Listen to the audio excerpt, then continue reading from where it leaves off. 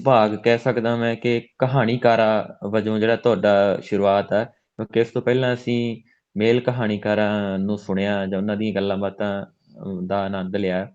ਅੱਜ ਜਿਹੜਾ ਹੈਗਾ ਇਸਤਰੀ ਕਹਾਣੀਕਾਰਾ ਵਜੋਂ ਜਿਹੜਾ ਹੈਗਾ ਇਸ ਪ੍ਰੋਗਰਾਮ ਦਾ ਵੀ ਆਗਾਜ਼ ਆ ਜਿਹੜਾ ਉਹ ਤੁਹਾਡੇ ਤੋਂ ਹੋਇਆ। खुशनसीबी ਅਸੀਂ जी। ਇਸ ਲਈ ਤੁਹਾਡਾ ਬਹੁਤ ਸਵਾਗਤ ਕਰਦੇ ਹਾਂ। ਕਾਫਲਾ ਟੀਮ ਦੀ ਕਿ ਤੁਸੀਂ ਇੰਨਾ ਅੱਛਾ ਜੋ ਉਪਰਾਲਾ ਕਰ ਰਹੇ ਹੋ ਕਹਾਣੀਕਾਰਾਂ ਨੂੰ ਅੱਗੇ ਲੈ ਕੇ ਆਉਣਾ, ਕਿਉਂਕਿ ਕਵਿਤਾ ਸਾਡੇ ਸਾਰੇ ਛਾਏ ਰਹਿੰਦੇ ਨੇ, ਕਹਾਣੀਕਾਰ ਜਿਹੜੇ ਨੇ ਉਹ ਘੱਟ ਪਾਠਕਾਂ ਦੇ ਜੀ ਵਿੱਚ ਜੀ ਤੇ ਇਸ ਲਈ ਤੁਹਾਨੂੰ ਹਾਂਜੀ ਮੁਬਾਰਕ ਹਾਂਜੀ ਬਹੁਤ ਜੀ ਸ਼ੁਕਰੀਆ। ਸ਼ੁਕਰੀਆ ਜੀ ਸ਼ੁਕਰੀਆ। ਹਾਂਜੀ ਤੇ ਮੈਂ ਗੱਲ ਕਰਾਂ ਜੇ ਕਹਾਣੀਕਾਰਾ ਦੀਪਤੀ ਬਹੂਤਾ ਜੀ ਬਾਰੇ, ਤਾਂ ਮੈਂ ਇਹਨਾਂ ਦੀਆਂ ਕਹਾਣੀਆਂ ਜ਼ਿਆਦਾ ਤਾਂ ਨਹੀਂ ਪੜ੍ਹੀਆਂ। ਮੈਂ ਕੁਛ ਕੁ ਕਹਾਣੀਆਂ ਇਹਨਾਂ ਦੀਆਂ ਪੜ੍ਹੀਆਂ ਸੀ ਜਦੋਂ, ਤਾਂ ਮੈਨੂੰ ਇੱਕ ਬੜਾ ਹੀ ਕਮਾਲ ਦੀ ਗੱਲ ਜਿਹੜੀ ਇਹ ਲੱਗੀ ਕਿ ਇਹਨਾਂ ਕੋਲ ਜਿਹੜੀ ਕਹਾਣੀ ਲਿਖਣ ਦਾ ਜੋ ਅਨੁਭਵ ਆ, ਮੈਂ ਸਮਝਦਾ ਕਿ ਵੈਸੇ ਤਾਂ ਜਦੋਂ ਆਪਾਂ ਦੇਖਦੇ ਹਾਂ ਕਹਾਣੀਆਂ ਦੇ ਵਿਸ਼ੇ ਲਗਭਗ ਇੱਕੋ ਜਿਹੇ ਹੀ ਹੁੰਦੇ ਆ। ਵਿਸ਼ਿਆਂ ਦੇ ਵਿੱਚ ਬਹੁਤਾ ਜਿਹੜਾ ਹੈਗਾ ਆਪਾਂ ਉਹ ਫੇਰ ਬਦਲ ਨਹੀਂ ਹੋ ਸਕਦਾ। ਜਿਹੜੇ ਲਿਖਣ ਦਾ ਜਿਹੜਾ ਢੰਗ ਹੈ ਜਾਂ ਜੋ ਲਿਖਣ ਦੀ ਜੋ ਇਹਨਾਂ ਦੀ ਸ਼ੈਲੀ ਹੈ ਜਾਂ ਵਿਸ਼ੇ ਨੂੰ ਕੁਛ ਕਹਿਣ ਦਾ ਜਿਹੜਾ ਅੰਦਾਜ਼ ਹੈ, ਉਸ ਦੇ ਵਿੱਚ ਕਹਾਣੀਕਾਰ ਦੀ ਜਿਹੜੀ ਮੌਲਿਕਤਾ ਹੁੰਦੀ ਹੈ, ਉਸ ਦੇ ਵਿੱਚ ਇਹਨਾਂ ਨੂੰ ਬੜੀ ਮਹਾਰਤ ਹਾਸਲ ਆ। ਮੈਨੂੰ ਬੜੀ ਇਸ ਗੱਲ ਦੀ ਖੁਸ਼ੀ ਵੀ ਹੋਈ ਤੇ ਸੰਤੁਸ਼ਟੀ ਵੀ ਹੋਈ ਕਿ ਪੰਜਾਬੀ ਕਹਾਣੀ ਦਾ ਜਿਹੜਾ ਭਵਿੱਖ ਅੱਜ ਖਾਸ ਤੌਰ ਤੇ ਕਹਾਣੀਕਾਰਾਂ ਦੇ ਵਜੋਂ, ਤਾਂ ਉਹ ਬੜਾ ਰੌਸ਼ਨ ਆ ਇਹਨਾਂ ਦੇ ਵਿੱਚੋਂ ਮੈਨੂੰ ਨਜ਼ਰ ਆਇਆ। ਇਹਨਾਂ ਦੀ ਇੱਕ ਕਹਾਣੀ ਮੈਂ ਪੜ੍ਹ ਰਿਹਾ ਸੀਗਾ, ਜਿਹੜੀ ਇਹਨਾਂ ਦੇ ਕਹਾਣੀ ਸੰਗ੍ਰਹਿ ਦਾ ਜਿਹੜਾ ਸਿਰਲੇਖ ਆ, ਪਿੱਛਾ ਰਹਿ ਗਿਆ ਦੂਰ। ਉਸ ਕਹਾਣੀ ਦੇ ਵਿੱਚ ਜੇ ਮੈਂ ਸਮਝਦਾ ਕਿ ਉਹ ਕਹਾਣੀ ਨਾਲੋਂ ਇੱਕ ਨਾਵਲ ਦਾ ਵਿਸ਼ਾ ਹੀ ਬਹੁਤ ਵੱਡਾ ਲੱਗਿਆ ਮੈਨੂੰ। ਬੜਾ ਹੀ ਕਮਾਲ ਦਾ ਉਸ ਕਹਾਣੀ ਦਾ ਰੰਗ ਸਾਹਮਣੇ ਆਇਆ। ਮੈਂ ਉਸ ਕਹਾਣੀ ਦੀ ਜਿਹੜੀ ਮੁੱਖ ਪਾਤਰ ਜਿਹੜੀ ਉਸ ਦੇ ਬਾਰੇ ਮੈਂ ਥੋੜ੍ਹੀ ਜਿਹੀ ਇੱਕ ਗੱਲ ਕਰਨੀ ਚਾਹਾਂਗਾ। ਫਿਰ ਆਪਾਂ ਅੱਗੇ ਪ੍ਰੋਗਰਾਮ ਕਰਾਂਗੇ ਤੇ ਮੈਡਮ ਦੀਆਂ ਗੱਲਾਂ ਜ਼ਰੂਰ ਸੁਣਾਂਗੇ। ਉਹ ਜਿਹੜੀ ਉਹ ਮੁੱਖ ਪਾਤਰ ਆ, ਉਹ ਆਪਣੀ ਸਾਰੀ ਉਮਰ ਇੱਕ ਘਰ ਬਣਾਉਣ ਦੇ ਵਿੱਚ ਲਾਉਂਦੀ ਆ। ਲੰਬਾ ਸਮਾਂ ਇੱਕ ਉਮਰ ਦਾ ਉਹਨੇ ਆਪਣਾ ਇੱਕ ਘਰ ਬਣਾਉਣ ਤੇ ਲਾਇਆ, ਤੇ ਉਸ ਘਰ ਦੇ ਵਿੱਚ ਰਹਿਣ ਦੇ ਲਈ ਜਾਂ ਉਸ ਘਰ ਦਾ ਆਨੰਦ ਮਾਣਨ ਦੇ ਲਈ ਆਪਣਾ, ਜਿਹਨੂੰ ਕਹਿ ਦਿੰਦੇ ਆ ਕਿ ਮਨੁੱਖ ਆਪਣੇ ਬੱਚਿਆਂ ਤੋਂ ਕੁਝ ਆਸ ਕਰਦਾ, ਉਸ ਦੀ ਆਸ ਪੂਰਤੀ ਦਾ ਜਦੋਂ ਸਮਾਂ ਆਉਂਦਾ ਤਾਂ ਉਸ ਨੂੰ ਜਿਹੜਾ ਹੈਗਾ ਨਿਰਾਸ਼ਾ ਦੇ ਦੌਰ ਵਿੱਚੋਂ ਲੰਘਣਾ ਪੈਂਦਾ। ਤਾਂ ਮੈਂ ਸਮਝਦਾ ਕਿ ਇਹ ਮਨੁੱਖ ਜਿਹੜਾ ਆਸ਼ਾਵਾਦੀ ਵੀ ਹੁੰਦਾ ਤੇ ਨਿਰਾਸ਼ਾਵਾਦੀ ਵੀ ਹੁੰਦਾ। ਮੈਂ ਕਹਾਣੀ ਚੋਂ ਨਾ ਇੱਕ ਛੋਟੀ ਜਿਹੀ ਲਾਈਨ ਤੁਹਾਨੂੰ ਸਾਂਝੀ ਕਰਨਾ ਚਾਹਾਂਗਾ ਪਾਠਕਾਂ ਦੇ ਨਾਲ। ਮੈਨੂੰ ਲੱਗਾ ਕਿੰਨੀ ਕਮਾਲ ਦੇ ਇਹਨਾਂ ਦਾ ਵਾਕ ਘੜਨ ਦੀ ਸਮਰੱਥਾ ਜਿਹੜੀ ਕਹਾਣੀ ਦੇ ਵਿੱਚ ਜਿਹੜੀ ਕਿੰਨੀ ਕਮਾਲ ਦੀ ਆ। ਉਹ ਜਿਹੜੀ ਕਹਾਣੀ ਦੀ ਨਾਇਕਾ ਆਖਦੀ ਹੈ, ਕਹਿੰਦੀ ਆਪਣਾ ਘਰ ਜਿੱਦ ਪਗਾਉਣ ਲਈ ਤਿਲ ਤਿਲ ਬਚਾਉਂਦੀ, ਪਰ ਤਿਲਾਂ ਚੋਂ ਇੰਨਾ ਤੇਲ ਨਾ ਨਿਕਲਦਾ ਕਿ ਸੁਪਨਿਆਂ ਦੀ ਦਹਿਲੀਜ਼ ਤੇ ਚੋਇਆ ਜਾ ਸਕਦਾ। ਦੇਖੋ, ਤਿਲ ਤੇ ਤਿਲਾਂ ਚੋਂ ਤੇਲ ਜਿਹੜਾ ਸੁਪਨਿਆਂ ਦੀ ਦਹਿਲੀਜ਼ ਤੇ ਚੋਇਆ ਨਹੀਂ ਜਾ ਸਕਦਾ। ਕਿੰਨੇ ਜਿਹੜੇ ਹੈਗੇ ਇਹਨਾਂ ਨੇ ਕਮਾਲ ਦੇ ਜਿਹੜੇ ਸ਼ਬਦ ਦੀ ਚੋਣ ਕੀਤੀ ਆ ਉਸ ਗੱਲ ਨੂੰ ਦਰਸਾਉਣ ਦੇ ਲਈ। ਇਹ ਇੱਕ ਬੜੀ ਕਮਾਲ ਦੀ ਇਹ ਮੈਨੂੰ ਲੱਗੀ। ਬਾਕੀ ਇਹਨਾਂ ਦੀਆਂ ਕਹਾਣੀਆਂ ਦੇ ਵਿੱਚ ਆਮ ਜਿਹੜਾ ਮਨੁੱਖ ਆ, ਇੱਕ ਤਾਂ ਆਪਾਂ ਕਹਿੰਦੇ ਆ ਕਹਾਣੀ ਕਿਹਦੀ ਹੋਣੀ ਚਾਹੀਦੀ ਆ, ਇਹ ਕਹਾਣੀ ਕਿਹਦੇ ਲਈ ਲਿਖੀ ਜਾਣੀ ਚਾਹੀਦੀ, ਜਿਹੜਾ ਉਸਦਾ ਕੇਂਦਰੀ ਪਾਤਰ ਆ ਉਹ ਬਹੁਤ ਜਿਹੜਾ ਵਰਗ ਦੇ ਤੌਰ ਤੇ ਜੋ ਅਸੀਂ ਦੇਖਦੇ ਹਾਂ, ਜਮਾਤੀ ਤੌਰ ਤੇ ਬੜਾ ਨਿਮਨ ਵਰਗ, ਜਿਹਨੂੰ ਆਪਣੀਆਂ ਛੋਟੀਆਂ ਸੁਪਨਿਆਂ ਇੱਛਾਵਾਂ ਦੀ ਪੂਰਤੀ ਲਈ ਤਿਲ ਤਿਲ, ਜਿਵੇਂ ਇਹਨਾਂ ਨੇ ਗੱਲ ਕੀਤੀ ਆ, ਮਰਨਾ ਪੈਂਦਾ। ਤਾਂ ਉਸ ਵਰਗ ਦੀ ਗੱਲ ਕਰਨੀ ਜਿਹੜਾ ਅੱਜ ਦੇ ਸਮੇਂ ਦੀ ਮੁੱਖ ਲੋੜ ਵੀ ਆ। ਜਿਹੜਾ ਵਰਗ ਹਾਸ਼ੀਏ ਤੇ ਧੱਕਿਆ ਜਾ ਰਿਹਾ, ਕਿ ਬਦਨਾਮ ਬਸਤੀ ਕਹਾਣੀ ਦੇ ਵਿੱਚ ਉਹ ਇਸੇ ਤਰ੍ਹਾਂ ਦੀ ਗੱਲ ਕਰਦੇ ਨੇ। ਠੀਕ ਆ। ਫਿਰ ਜਿਹੜਾ ਸਮਕਾਲੀ ਦੌਰ ਰਾਜਨੀਤੀ ਦਾ ਦੌਰ ਵੀ ਆ, ਜਿਹਦੇ ਵਿੱਚ ਇੱਕ ਖਾਸ ਤਰ੍ਹਾਂ ਦੀ ਜਿਹੜੀ ਰਾਜਨੀਤੀ ਭਾਰੂ ਹੋ ਰਹੀ ਆ ਰਾਸ਼ਟਰਵਾਦ ਦੇ ਨਾਂ ਤੇ। ਸਾਨੂੰ ਜਿਹੜਾ ਕਿਸ ਤਰ੍ਹਾਂ ਦਾ ਅੰਧੀ ਭਗਤੀ ਦਾ ਜਾਂ ਭਗਵੇਂ ਕਰਨ ਦਾ ਜੋ ਸਾਨੂੰ ਪਾਠ ਪੜ੍ਹਾਇਆ ਜਾ ਰਿਹਾ, ਭਗਵੇਂ ਬੱਦਲਾਂ 'ਚ ਫਸੇ ਸਿੰਘ ਕਹਾਣੀ ਹੈ ਜਿਹੜੀ, ਉਹ ਇਸ ਪੱਖ ਤੋਂ ਬੜੀ ਖੂਬਸੂਰਤ ਆ। ਤੋ ਇਹਨਾਂ ਦੀਆਂ ਲਗਭਗ ਸਾਰੀਆਂ ਕਹਾਣੀਆਂ ਦੇ ਵਿੱਚ ਵੀ ਵੱਖ-ਵੱਖ ਰੰਗ ਸਾਨੂੰ ਦੇਖਣ ਨੂੰ ਮਿਲਦੇ ਆ। ਪਰ ਜਿਹੜਾ ਕੇਂਦਰ ਦੇ ਵਿੱਚ ਜਿਹੜਾ ਆਮ ਮਨੁੱਖ ਰਹਿੰਦਾ, ਜਿਹੜਾ ਉਹ ਪਿਸ ਰਿਹਾ, ਉਹ ਮਨੁੱਖ ਜਿਹੜਾ ਇਸ ਸਮਾਜ ਦੇ ਸਿਸਟਮ ਦੇ ਹੱਥੋਂ ਪਿਸ ਰਿਹਾ ਜਾਂ ਕਿਸੇ ਪਛਾਣ ਦਾ ਸੰਕਟ ਭੋਗ ਰਿਹਾ, ਤੋ ਇਸ ਤਰ੍ਹਾਂ ਦੀਆਂ ਗੱਲਾਂ ਕਰਦੇ ਇਹਨਾਂ ਦੀ ਕਹਾਣੀ।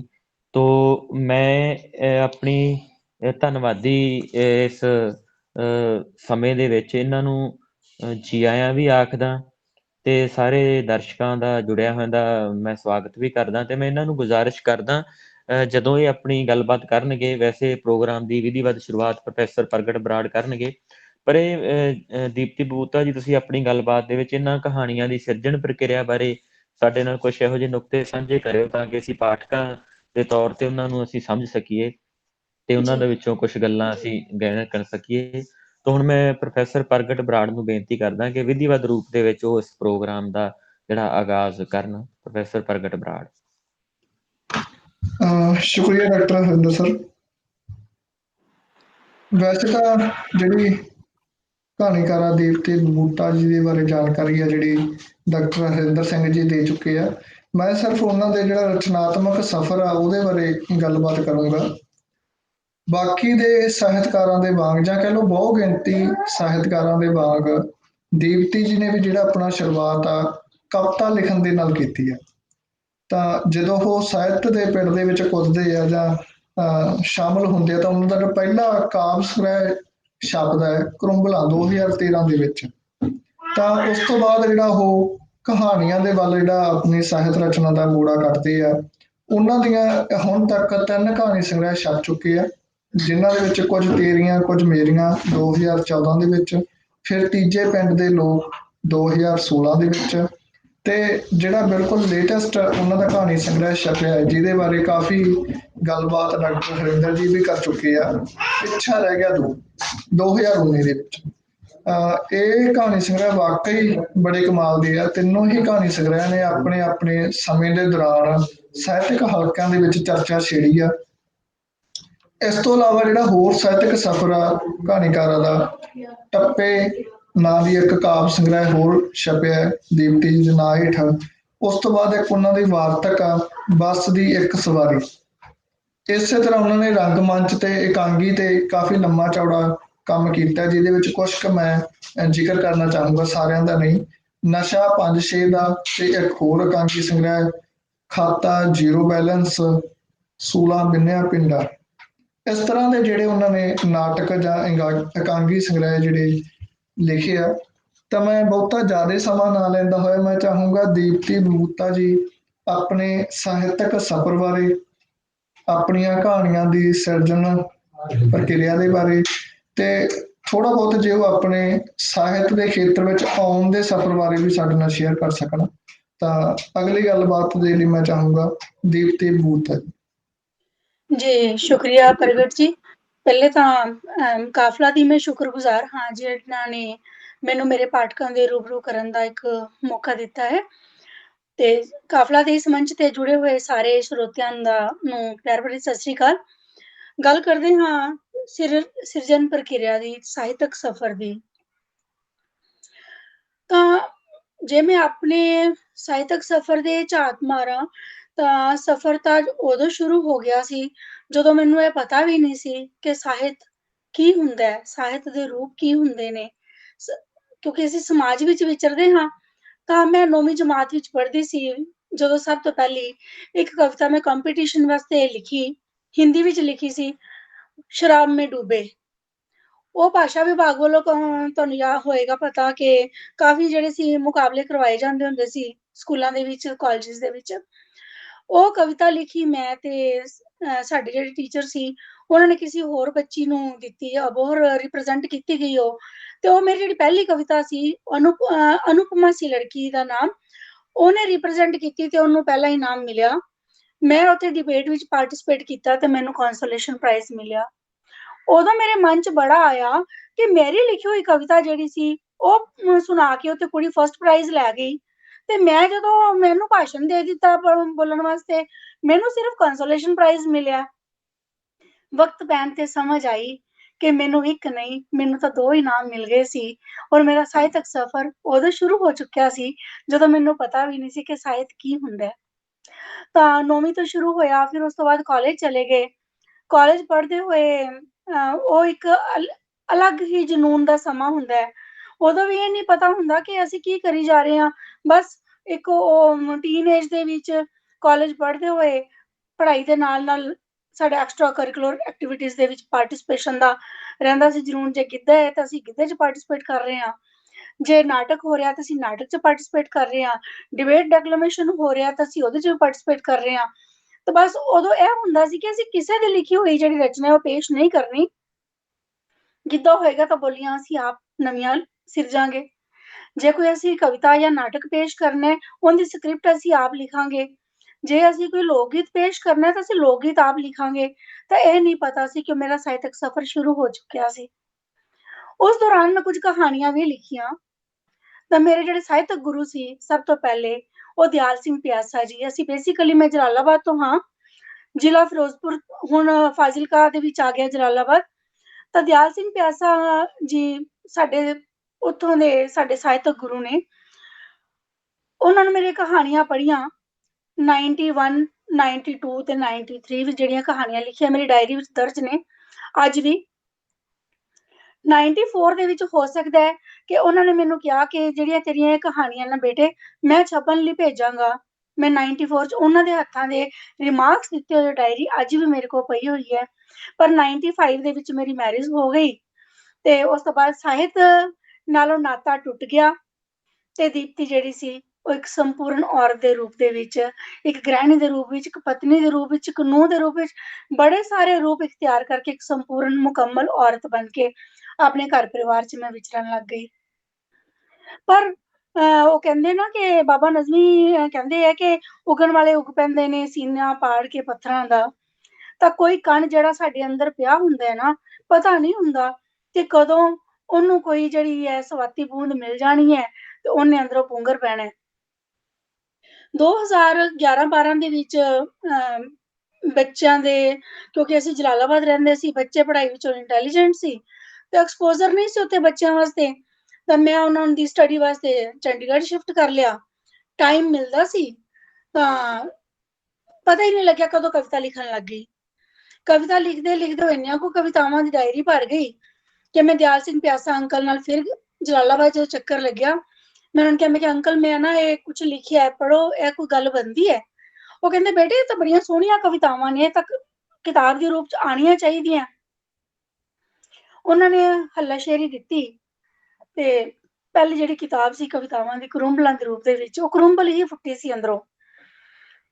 ਕਹਿੰਦੇ ਨਾ ਆਪਾਂ ਕਈ ਵਾਰੀ ਪੇੜ ਕੱਟ ਦਿੰਨੇ ਆ, ਉਹ ਪੇੜ ਦਾ ਨਾਮੋ ਨਿਸ਼ਾਨ ਹੀ ਮਿਟ ਜਾਂਦਾ ਹੈ, ਪਰ ਪਤਾ ਨਹੀਂ ਹੁੰਦਾ ਕੋਈ ਮੁੱਢ ਦੇ ਵਿੱਚੋਂ ਥੱਲੋਂ ਫਿਰ ਕਰੁੰਬਲ ਫੁੱਟ ਪੈਂਦੀ ਹੈ, ਉਹ ਨਵੇਂ ਸਿਰੇ ਤੋਂ ਆਕਾਰ ਲੈਂਦੀ ਹੈ। ਸੇਮ ਮੇਰੇ ਨਾਲ ਉਹੀ ਹੋਇਆ। ਉਹ ਕਰੁੰਬਲਾਂ ਦੇ ਰੂਪ ਦੇ ਵਿੱਚ ਕਵਿਤਾਵਾਂ ਜਿਹੜੀਆਂ ਸੀ ਉਹ ਛਪੀਆਂ। ਤਾਂ ਐਵੇਂ ਹੀ ਇੱਥੇ ਸਾਹਿਤ ਸਭਾਵਾਂ ਦੇ ਵਿੱਚ ਜਾਣਾ ਆਣਾ ਮੁਹਾਲੀ ਸ਼ੁਰੂ ਹੋ ਗਿਆ। ਤੇ ਇੱਕ ਜਗ੍ਹਾ ਦੇ ਉੱਪਰ ਕਿਉਂਕਿ ਮੈਂ ਐਜ਼ ਏ ਪੱਤਰਕਾਰ ਕੰਮ ਕਰ ਰਹੀ ਸੀ, ਕਵਰੇਜ ਲਈ ਗਈ ਤਾਂ ਉੱਥੇ ਸਟੇਜ ਦੇ ਉੱਪਰ ਅੰਦਰ ਕਹਿੰਦੇ ਨਾ ਨੱਚਣ ਵਾਲੇ ਦੀ ਅੱਡੀ ਨਾ ਰਹਿੰਦੀ ਗਾਉਣ ਵਾਲੇ ਦਾ ਮੂੰਹ, ਸੇਮ ਉਹੀ ਮੇਰੇ ਨਾਲ ਹੋਇਆ। ਮੈਂ ਕਿਹਾ ਵੀ ਮੇਰਾ ਵੀ ਦਿਲ ਕਰਦਾ ਕਿ ਮੈਂ ਕੋਈ ਕਵਿਤਾ ਜੇ ਮੈਨੂੰ ਪੇਸ਼ ਕਰਨ ਦਾ ਮੌਕਾ ਦਿੱਤਾ ਜਾਵੇ। ਉੱਥੇ ਮੌਕਾ ਮਿਲਿਆ, ਮੈਂ ਕਵਿਤਾ ਬੋਲੀ, ਬੜੀ ਐਪਰੀਸ਼ੀਏਟ ਹੋਈ। ਇੰਨੇ ਵੱਡੇ ਦੁਸ਼ਹਿਰਾ ਗਰਾਊਂਡ ਦੇ ਵਿੱਚ ਬੜਾ ਵੱਡਾ ਪ੍ਰੋਗਰਾਮ ਸੀਗਾ। ਉਤੋਂ ਹੀ ਬਲਵੰਤ ਸਿੰਘ ਮੁਸਾਫਿਰ ਸਾਹਿਬ, ਇੱਕ ਕਿਰਨ ਬੇਦੀ ਮੈਡਮ ਸੀਗੇ ਉੱਥੇ, ਉਹਨਾਂ ਨੇ ਮੈਨੂੰ ਬਲਵੰਤ ਸਿੰਘ ਮੁਸਾਫਿਰ ਸਾਹਿਬ ਨਾਲ ਮਿਲਵਾਇਆ। ਤਾਂ ਮੈਂ ਉਹਨਾਂ ਨੂੰ ਕਿਹਾ ਕਿ ਕਹਿੰਦੇ ਬੇਟੇ ਇਹ ਕਵਿਤਾ ਬੜੇ ਜਣੇ ਲਿਖਦੇ ਹੈ, ਚਲੋ ਲਿਖੀ ਚੱਲੋ, ਕੋਈ ਗੱਲ ਨਹੀਂ, ਚੰਗੀ ਗੱਲ ਹੈ। ਮੈਂ ਕਿਹਾ ਮੈਂ ਨਾ ਸਰ ਜਦੋਂ ਕਾਲਜ ਪੜ੍ਹਦੀ ਸੀ ਮੈਂ ਕੁਝ ਕਹਾਣੀਆਂ ਲਿਖੀਆਂ ਸੀ, ਮੇਰੀ ਡਾਇਰੀ ਪਈ ਹੋਈ ਹੈ। ਕਹਿੰਦੇ ਬੇਟੇ ਮੈਨੂੰ ਦਿਖਾਣਾ। ਉਹ ਡਾਇਰੀ ਉਹਨਾਂ ਨੂੰ ਮੈਂ ਦਿਖਾਈ, ਉਹਨਾਂ ਨੇ ਮੇਰੀਆਂ ਕਹਾਣੀਆਂ ਪੜ੍ਹੀਆਂ ਕਾਲਜ ਟਾਈਮ ਦੇ, ਦੇਖੋ ਲਿਖੀਆਂ ਹੋਈਆਂ 92, 93, 94 ਦੀਆਂ ਲਿਖੀਆਂ ਹੋਈਆਂ 14-15 ਕਹਾਣੀਆਂ ਸੀ ਉਸ ਟਾਈਮ ਦੀਆਂ ਉਹ ਵਾਲੀਆਂ। ਉਹਨਾਂ ਦੇ ਉੱਪਰ ਬੜਾ ਪ੍ਰਭਾਵ ਸੀ ਕੁਲਵੰਤ ਸਿੰਘ ਵਿਰਕ ਸਾਹਿਬ ਹੋਰਾਂ ਦਾ, ਪ੍ਰਿੰਸੀਪਲ ਸੁਜਾਨ ਸਿੰਘ ਜੀ ਹੋਰਾਂ ਦਾ। ਕਿਉਂ ਉਹਦੇ ਕਾਲਜ ਵਿੱਚ ਪੜ੍ਹਦੇ ਹੋਏ ਨੈਚੁਰਲ ਜੀ ਗੱਲ ਸੀ, ਉਹਨਾਂ ਤੋਂ ਪ੍ਰਭਾਵਿਤ ਸੀ ਤਾਂ ਉਹੀ ਰੰਗ ਰੂਪ ਆਣਾ ਸੀ ਕਹਾਣੀ ਦੇ ਵਿੱਚ। ਤਾਂ ਉਹ ਮੈਨੂੰ ਕਹਿੰਦੇ ਬੇਟੇ ਤੂੰ ਕਵਿਤਾ ਦਾ ਖਹਿੜਾ ਛੱਡ ਦੇ, ਤੇਰੇ ਅੰਦਰ ਕਹਾਣੀ ਦਾ ਕਣ ਪਿਆ। ਤਾਂ ਮੈਨੂੰ ਅੰਮ੍ਰਿਤਾ ਪ੍ਰੀਤਮ ਦੀਆਂ ਕਾਲਜ ਟਾਈਮ ਦੀ ਡਿਊਰਿੰਗ ਪੜ੍ਹੀ ਹੋਈ ਇੱਕ ਕਿਤਾਬ ਦੇ ਵਿੱਚ ਉਹਨਾਂ ਦੀਆਂ ਹੀ ਜਿਹੜੀਆਂ ਸੀ 17 ਮੈਂ ਆਪਣੀ ਡਾਇਰੀ 'ਚ ਨੋਟ ਕੀਤੀਆਂ ਹੋਈਆਂ ਸੀ ਕਿ ਸਾਨੂੰ ਪਤਾ ਹੀ ਨਹੀਂ ਹੁੰਦਾ ਕਿ ਸਾਡੇ ਅੰਦਰ ਪਈਆਂ ਹੋਈਆਂ ਸੰਭਾਵਨਾਵਾਂ ਦੇ ਬਾਰੇ ਵਿੱਚ। ਤਾਂ ਮੇਰੇ ਅੰਦਰ ਜਿਹੜੀਆਂ ਲੁਕੀਆਂ ਹੋਈਆਂ ਸੰਭਾਵਨਾਵਾਂ ਸੀ ਉਹਨਾਂ ਬਾਰੇ ਮੈਂ ਨਹੀਂ ਜਾਣਦੀ ਸੀ ਕਿ ਮੇਰੇ ਅੰਦਰ ਕਹਾਣੀ ਦਾ ਕਣ ਪਿਆ ਹੋਇਆ। ਉਹ ਕਣ ਪਹਿਚਾਣਿਆ ਬਲਵੰਤ ਸਿੰਘ ਮੁਸਾਫਿਰ ਸਾਹਿਬ ਨੇ। ਉਹਨਾਂ ਦੇ ਕਹਿਣ ਦੇ ਉੱਪਰ ਮੈਂ ਹੋਰ ਕਹਾਣੀਆਂ, ਉਹ ਚਟਕ ਲੱਗ ਗਈ, ਹੋਰ ਨਵੀਆਂ ਕਹਾਣੀਆਂ ਲਿਖੀਆਂ ਜਿਹੜੀਆਂ ਕਾਲਜ ਟਾਈਮ ਦੀਆਂ ਕਹਾਣੀਆਂ ਸੀ ਉਹਨਾਂ ਦੇ ਵਿੱਚੋਂ ਵੀ ਜਿਹੜੀਆਂ ਸੀ ਦੇਖੋ ਹੱਲੇ ਵੀ ਉਹ ਮੈਨੂੰ ਲੱਗਿਆ ਕਿ ਵਕਤ ਦੇ ਹਾਣ ਦੀਆਂ ਕਹਾਣੀਆਂ ਵਿੱਚੋਂ ਕੁਝ ਮੈਂ 3 ਕਹਾਣੀਆਂ, ਪਿੰਜਰੇ ਦਾ ਪੰਛੀ ਸੀ, ਮਜਬੂਰੀ ਕਹਾਣੀ ਸੀ, ਐਵੇਂ 1-2 ਕਹਾਣੀਆਂ ਹੋਰ ਸੀ, ਉਹ ਵਾਲੀਆਂ ਕਹਾਣੀਆਂ ਲਈਆਂ, ਬਾਕੀ ਮੈਂ ਛੱਡ ਦਿੱਤੀਆਂ ਸਾਰੀਆਂ ਕਹਾਣੀਆਂ। ਤਾਂ ਕਹਾਣੀਆਂ ਜਿਹੜੀਆਂ ਸੀ ਉਹ ਸੈੱਟ ਕੀਤੀਆਂ।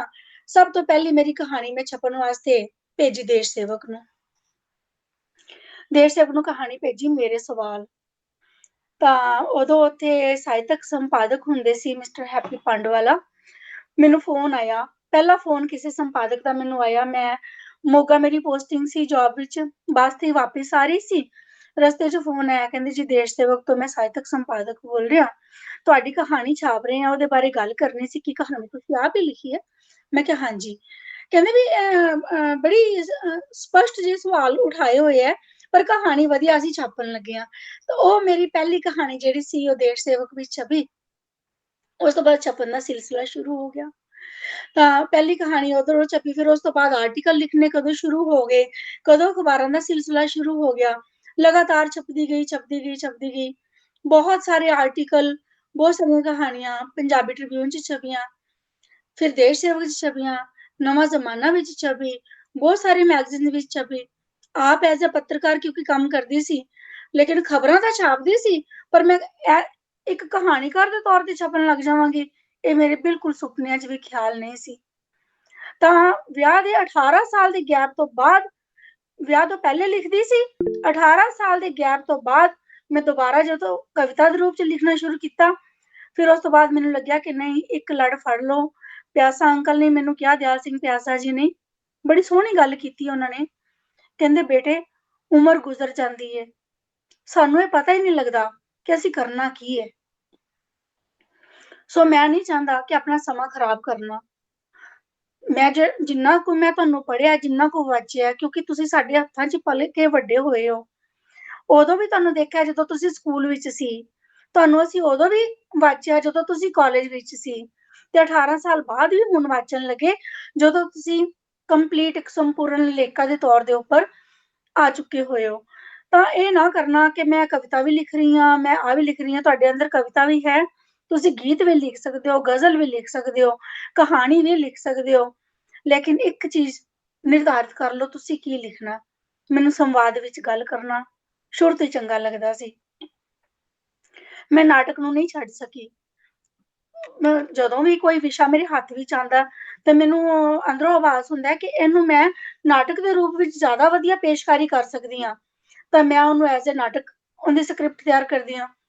ਜਿਹੜਾ ਮੈਨੂੰ ਲੱਗਦਾ ਕਿ ਨਹੀਂ, ਇਹ ਜਿਹੜੇ ਪਾਤਰ ਨੇ ਇਹ ਕਹਾਣੀ ਦੇ ਹਾਣ ਦੇ ਨੇ, ਤਾਂ ਉਹ ਆਪਣਾ ਸਪੇਸ ਆਪਣੇ ਆਪ ਕਹਾਣੀ ਵਿੱਚ ਲੈ ਲੈਂਦੇ ਨੇ। ਤੇ ਇਸ ਤਰੀਕੇ ਦੇ ਨਾਲ ਹੁਣ ਦੇਖੋ ਤੁਹਾਡੇ ਸਾਹਮਣੇ ਮੇਰੀਆਂ ਪਹਿਲਾ ਕਹਾਣੀ ਸੰਗ੍ਰਹਿ ਆਇਆ, ਕੁਝ ਤੇਰੀਆਂ ਕੁਝ ਮੇਰੀਆਂ, 19 ਕਹਾਣੀਆਂ ਸੀ। ਤਾਂ ਉਹਦੇ ਵਿੱਚ ਜਿਹੜੀਆਂ ਕਹਾਣੀਆਂ ਨੇ, ਉਹ ਹੈਪੀ ਪਾਂਡਵਾਲਾ ਤੋਂ ਬਾਅਦ ਸਰਬਜੀਤ ਧੀਰ ਜੀ ਆ ਗਏ ਐਜ਼ ਅ ਸੰਪਾਦਕ। ਮੈਂ ਉਹਨਾਂ ਨੂੰ ਕਹਾਣੀਆਂ ਦਾ ਖਰੜਾ ਆਪਣਾ ਭੇਜਾ ਕਿਤਾਬ ਛਪਣ ਤੋਂ ਪਹਿਲੇ ਕਿ ਸਰ ਤੁਸੀਂ ਮੇਰੀ ਕਹਾਣੀਆਂ ਪੜ੍ਹ ਕੇ ਆਪਣੀ ਰਾਏ ਦਿਓ। ਉਹਨਾਂ ਨੇ ਨਾ ਮੈਨੂੰ ਇੱਕ ਸਵਾਲ ਕੀਤਾ, ਕਹਿੰਦੇ ਮੈਡਮ ਤੁਸੀਂ ਇਹ ਕਿਸੇ ਸਰਕਾਰੀ ਪ੍ਰੋਗਰਾਮ ਦੇ ਵਾਸਤੇ ਕਹਾਣੀਆਂ ਲਿਖੀਆਂ? ਮੈਂ ਕਿਹਾ ਸਰ ਸਰਕਾਰੀ ਪ੍ਰੋਗਰਾਮ ਲਈ ਕੋਈ ਕਹਾਣੀਆਂ ਲਿਖੀਆਂ ਜਾਂਦੀਆਂ ਹੁੰਦੀਆਂ? ਮੈਨੂੰ ਨਹੀਂ ਪਤਾ ਇਸ ਗੱਲ ਦਾ। ਕਹਿੰਦੇ ਨਹੀਂ ਵੀ ਇੰਨਾ ਜ਼ਿਆਦਾ ਨਾ ਵੀ ਉਹ ਮੋਟੀਵੇਸ਼ਨਲ ਕਹਾਣੀਆਂ, ਮੰਨ ਲਓ ਉਹਦੇ ਵਿੱਚ ਇੱਕ ਕਹਾਣੀ ਸੀ, ਅਲੱਗ-ਅਲੱਗ ਤਰ੍ਹਾਂ ਦੀਆਂ ਕਹਾਣੀਆਂ ਉਹਦੇ ਵਿੱਚ ਤੁਸੀਂ ਪੜ੍ਹੋਗੇ ਨਾ ਤਾਂ ਐਵੇਂ ਲੱਗਦਾ ਜਿਵੇਂ ਸੱਚੀ ਮੁੱਚੀ ਇੱਕ ਆਪਣੀਆਂ ਕਲਾਸਿਸ ਹੁੰਦੀਆਂ ਨੇ। ਹੁਣ ਆਪਾਂ ਕੱਚੀ ਪਹਿਲੀ ਵਿੱਚ ਆ, ਫਿਰ ਪੱਕੀ ਪਹਿਲੀ ਵਿੱਚ ਆ, ਫਿਰ ਆਪਣੀ ਅੱਗੋਂ ਜਿਹੜੀਆਂ ਕਲਾਸਿਸ ਸ਼ੁਰੂ ਹੁੰਦੀਆਂ। ਤਾਂ ਮੇਰੀ ਜਿਹੜੀ ਕਹਾਣੀ ਦੀ ਕਿਤਾਬਾਂ ਨਾ, ਜੇ ਮੈਂ ਆਪ ਹੀ ਉਹਨਾਂ ਨੂੰ ਐਨਾਲਾਈਜ਼ ਕਰਾਂ, ਸਾਨੂੰ ਹੌਲੀ-ਹੌਲੀ ਸਮਝ ਆਉਣੀ ਸ਼ੁਰੂ ਹੋ ਜਾਂਦੀ ਹੈ। ਤੇ ਮੈਨੂੰ ਲੱਗਦਾ ਕਿ ਹਾਂ, ਉਹ ਵਾਕਈ ਕਹਾਣੀਆਂ ਐਵੇਂ ਦੀਆਂ ਸੀ ਜਦੋਂ ਇੱਕ ਬੱਚੇ ਦਾ ਜਨਮ ਹੁੰਦਾ ਹੈ। ਉਹ ਮੇਰੇ ਜਨਮ ਦੀਆਂ ਕਹਾਣੀਆਂ ਨੇ। ਤੀਜੇ ਪਿੰਡ ਦੇ ਲੋਕ ਵਿੱਚ ਮੇਰੀਆਂ ਕਹਾਣੀਆਂ। ਉਸ ਤੋਂ ਬਾਅਦ ਕੀ ਹੋਇਆ ਕਿ ਮੈਂ ਪੰਜਾਬ ਯੂਨੀਵਰਸਿਟੀ ਦੇ ਵਿੱਚ ਇੱਕ ਮੀਟਿੰਗ ਹੋਇਆ ਕਰਦੀ ਸੀ, ਮੈਨੂੰ ਉੱਥੇ ਬੁਲਾਉਣ ਲੱਗੇ ਰੀਡਰਸ ਐਂਡ ਰਾਈਟਰਸ ਐਸੋਸੀਏਸ਼ਨ ਦੀ ਸਟੂਸੀ ਦੇ ਵਿੱਚ। ਬੜੀ ਅੱਛੀ ਮੀਟਿੰਗ ਹੁੰਦੀ ਸੀ, ਵੱਡੇ ਦਿਮਾਗ ਵਾਲੇ ਲੋਕ, ਪੜ੍ਹੇ ਲਿਖੇ ਲੋਕ ਉੱਥੇ ਇਕੱਠੇ ਹੁੰਦੇ ਸੀ ਸਾਰੇ। ਤਾਂ ਉੱਥੇ ਡਾਕਟਰ ਤਾਰਾ ਸਿੰਘ ਆਲਮ ਯੂਕੇ ਤੋਂ ਆਏ। ਉਹਨਾਂ ਨੇ ਮੇਰੀਆਂ ਕਹਾਣੀਆਂ, ਮੈਂ ਉਹਨਾਂ ਨੂੰ ਕਹਾਣੀਆਂ ਦੀ ਕਿਤਾਬ ਆਪਣੀ ਪਹਿਲੀ ਜਿਹੜੀ ਸੀ ਪੜ੍ਹਨ ਲਈ ਦਿੱਤੀ। ਉਹਨਾਂ ਨੇ ਪੜ੍ਹ ਕੇ ਫਿਰ ਮੈਨੂੰ, ਅਸੀਂ ਦੇਖੋ ਕਿਵੇਂ ਸਿੱਖਦੇ ਹਾਂ, ਹਰ ਕਦਮ ਤੇ ਅਸੀਂ ਸਿੱਖ ਰਹੇ ਹੁੰਦੇ ਹਾਂ। ਜ਼ਰੂਰੀ ਨਹੀਂ ਹੈ ਕਿ ਅਸੀਂ ਸਕੂਲ ਕਾਲਜ ਵਿੱਚ ਪੜ੍ਹਦੇ ਹਾਂ, throughout the life man is a learner, always we are students, ਅਗਰ ਅਸੀਂ ਇਸ ਗੱਲ ਨੂੰ ਮੰਨੀਏ ਤਾਂ। ਔਰ ਮੈਂ ਮੰਨਦੀ ਹਾਂ, ਮੈਂ ਬੱਚਿਆਂ ਕੋਲੋਂ ਵੀ ਸਿੱਖਦੀ ਹਾਂ, ਛੋਟੇ ਤੋਂ ਛੋਟੇ ਬੱਚੇ ਕੋਲੋਂ ਵੀ ਸਿੱਖਦੀ ਹਾਂ ਤੇ ਵੱਡੇ ਤੋਂ ਵੱਡਿਆਂ ਕੋਲੋਂ ਵੀ ਸਿੱਖਦੀ ਹਾਂ, ਹਮੇਸ਼ਾ ਸਿੱਖਣ ਦੀ ਪ੍ਰਕਿਰਿਆ ਵਿੱਚ ਰਹਿੰਦੇ ਹਾਂ। ਕਹਿੰਦੇ ਬੇਟੇ ਮੈਨੂੰ ਨਾ ਤੇਰੀਆਂ ਕਹਾਣੀਆਂ ਨੂੰ ਪੜ੍ਹ ਕੇ ਇੱਕ ਚੀਜ਼ ਇਹ ਲੱਗੀ ਕਿ ਨਾ ਜਿਵੇਂ ਦੀਪਤੀ ਨਾ ਲਿਖਦੇ ਲਿਖਦੇ ਇੱਕ ਗੈਪ ਛੱਡ ਜਾਂਦੀ ਹੈ ਕਿ ਮੈਂ ਔਰਤ ਹਾਂ। ਜੇ ਮੈਂ ਇਹ ਗੱਲ ਲਿਖ ਦਵਾਂਗੀ ਤਾਂ ਸੁਸਾਇਟੀ ਮੇਰੇ ਬਾਰੇ ਕੀ ਸੋਚੇਗੀ, ਮੇਰਾ ਪਰਿਵਾਰ ਮੇਰੇ ਬਾਰੇ ਕੀ ਸੋਚੇਗਾ। ਕਹਿੰਦੇ ਜੇ ਤਾਂ ਤੂੰ ਲਿਖਣਾ ਹੈ ਤੇ ਸਭ ਤੋਂ ਪਹਿਲੇ ਆਪਣੇ ਆਪ ਨੂੰ ਔਰਤ ਦੀ ਬੰਦਿਸ਼ ਵਿੱਚੋਂ ਆਜ਼ਾਦ ਕਰ, ਲੇਖਕ ਬਣ ਕੇ ਵਿਚਰ। ਲੇਖਕ ਜੋ ਹੈ ਨਾ ਉਹ ਔਰਤ ਹੈ ਨਾ ਉਹ ਆਦਮੀ ਹੈ। ਜੇ ਤੂੰ ਇਸ ਦਾਇਰੇ ਵਿੱਚ ਬੰਦੀ ਰਹੇਂਗੀ ਤੂੰ ਕਦੀ ਵੀ ਇੱਕ ਚੰਗੀ ਰਚਨਾ ਨਹੀਂ ਕਰ ਸਕੇਂਗੀ। ਇੱਥੇ ਇੱਥੇ ਘੁੰਮਦੀ ਰਹੇਂਗੀ, ਛੋਟੀ ਛੋਟੀ ਜਗ੍ਹਾ ਦੇ ਉੱਪਰ ਘੁੰਮਦੀ ਰਹਿ ਜਾਏਂਗੀ। ਮੈਨੂੰ ਉਹਨਾਂ ਦੀ ਗੱਲ ਜੱਚੀ, ਮੈਂ ਆਪਣੇ ਆਪ ਨੂੰ ਪਰਖਿਆ, ਵਾਚਿਆ, ਕੋਖਿਆ, ਆਪਣੇ ਆਪ ਨੂੰ ਪੜ੍ਹਿਆ, ਆਪਣੀਆਂ ਕਹਾਣੀਆਂ ਨੂੰ ਪੜ੍ਹਿਆ। ਉਸ ਤੋਂ ਬਾਅਦ ਜਿਹੜੀਆਂ ਤੀਜੇ ਪਿੰਡ ਦੇ ਲੋਕ ਦੀਆਂ ਕਹਾਣੀਆਂ ਸੀ, ਉਹ ਕਹਾਣੀਆਂ ਜਿਹੜੀਆਂ ਸੀ ਮੇਰਾ ਅਗਲਾ ਸਟੈਪ ਸੀ।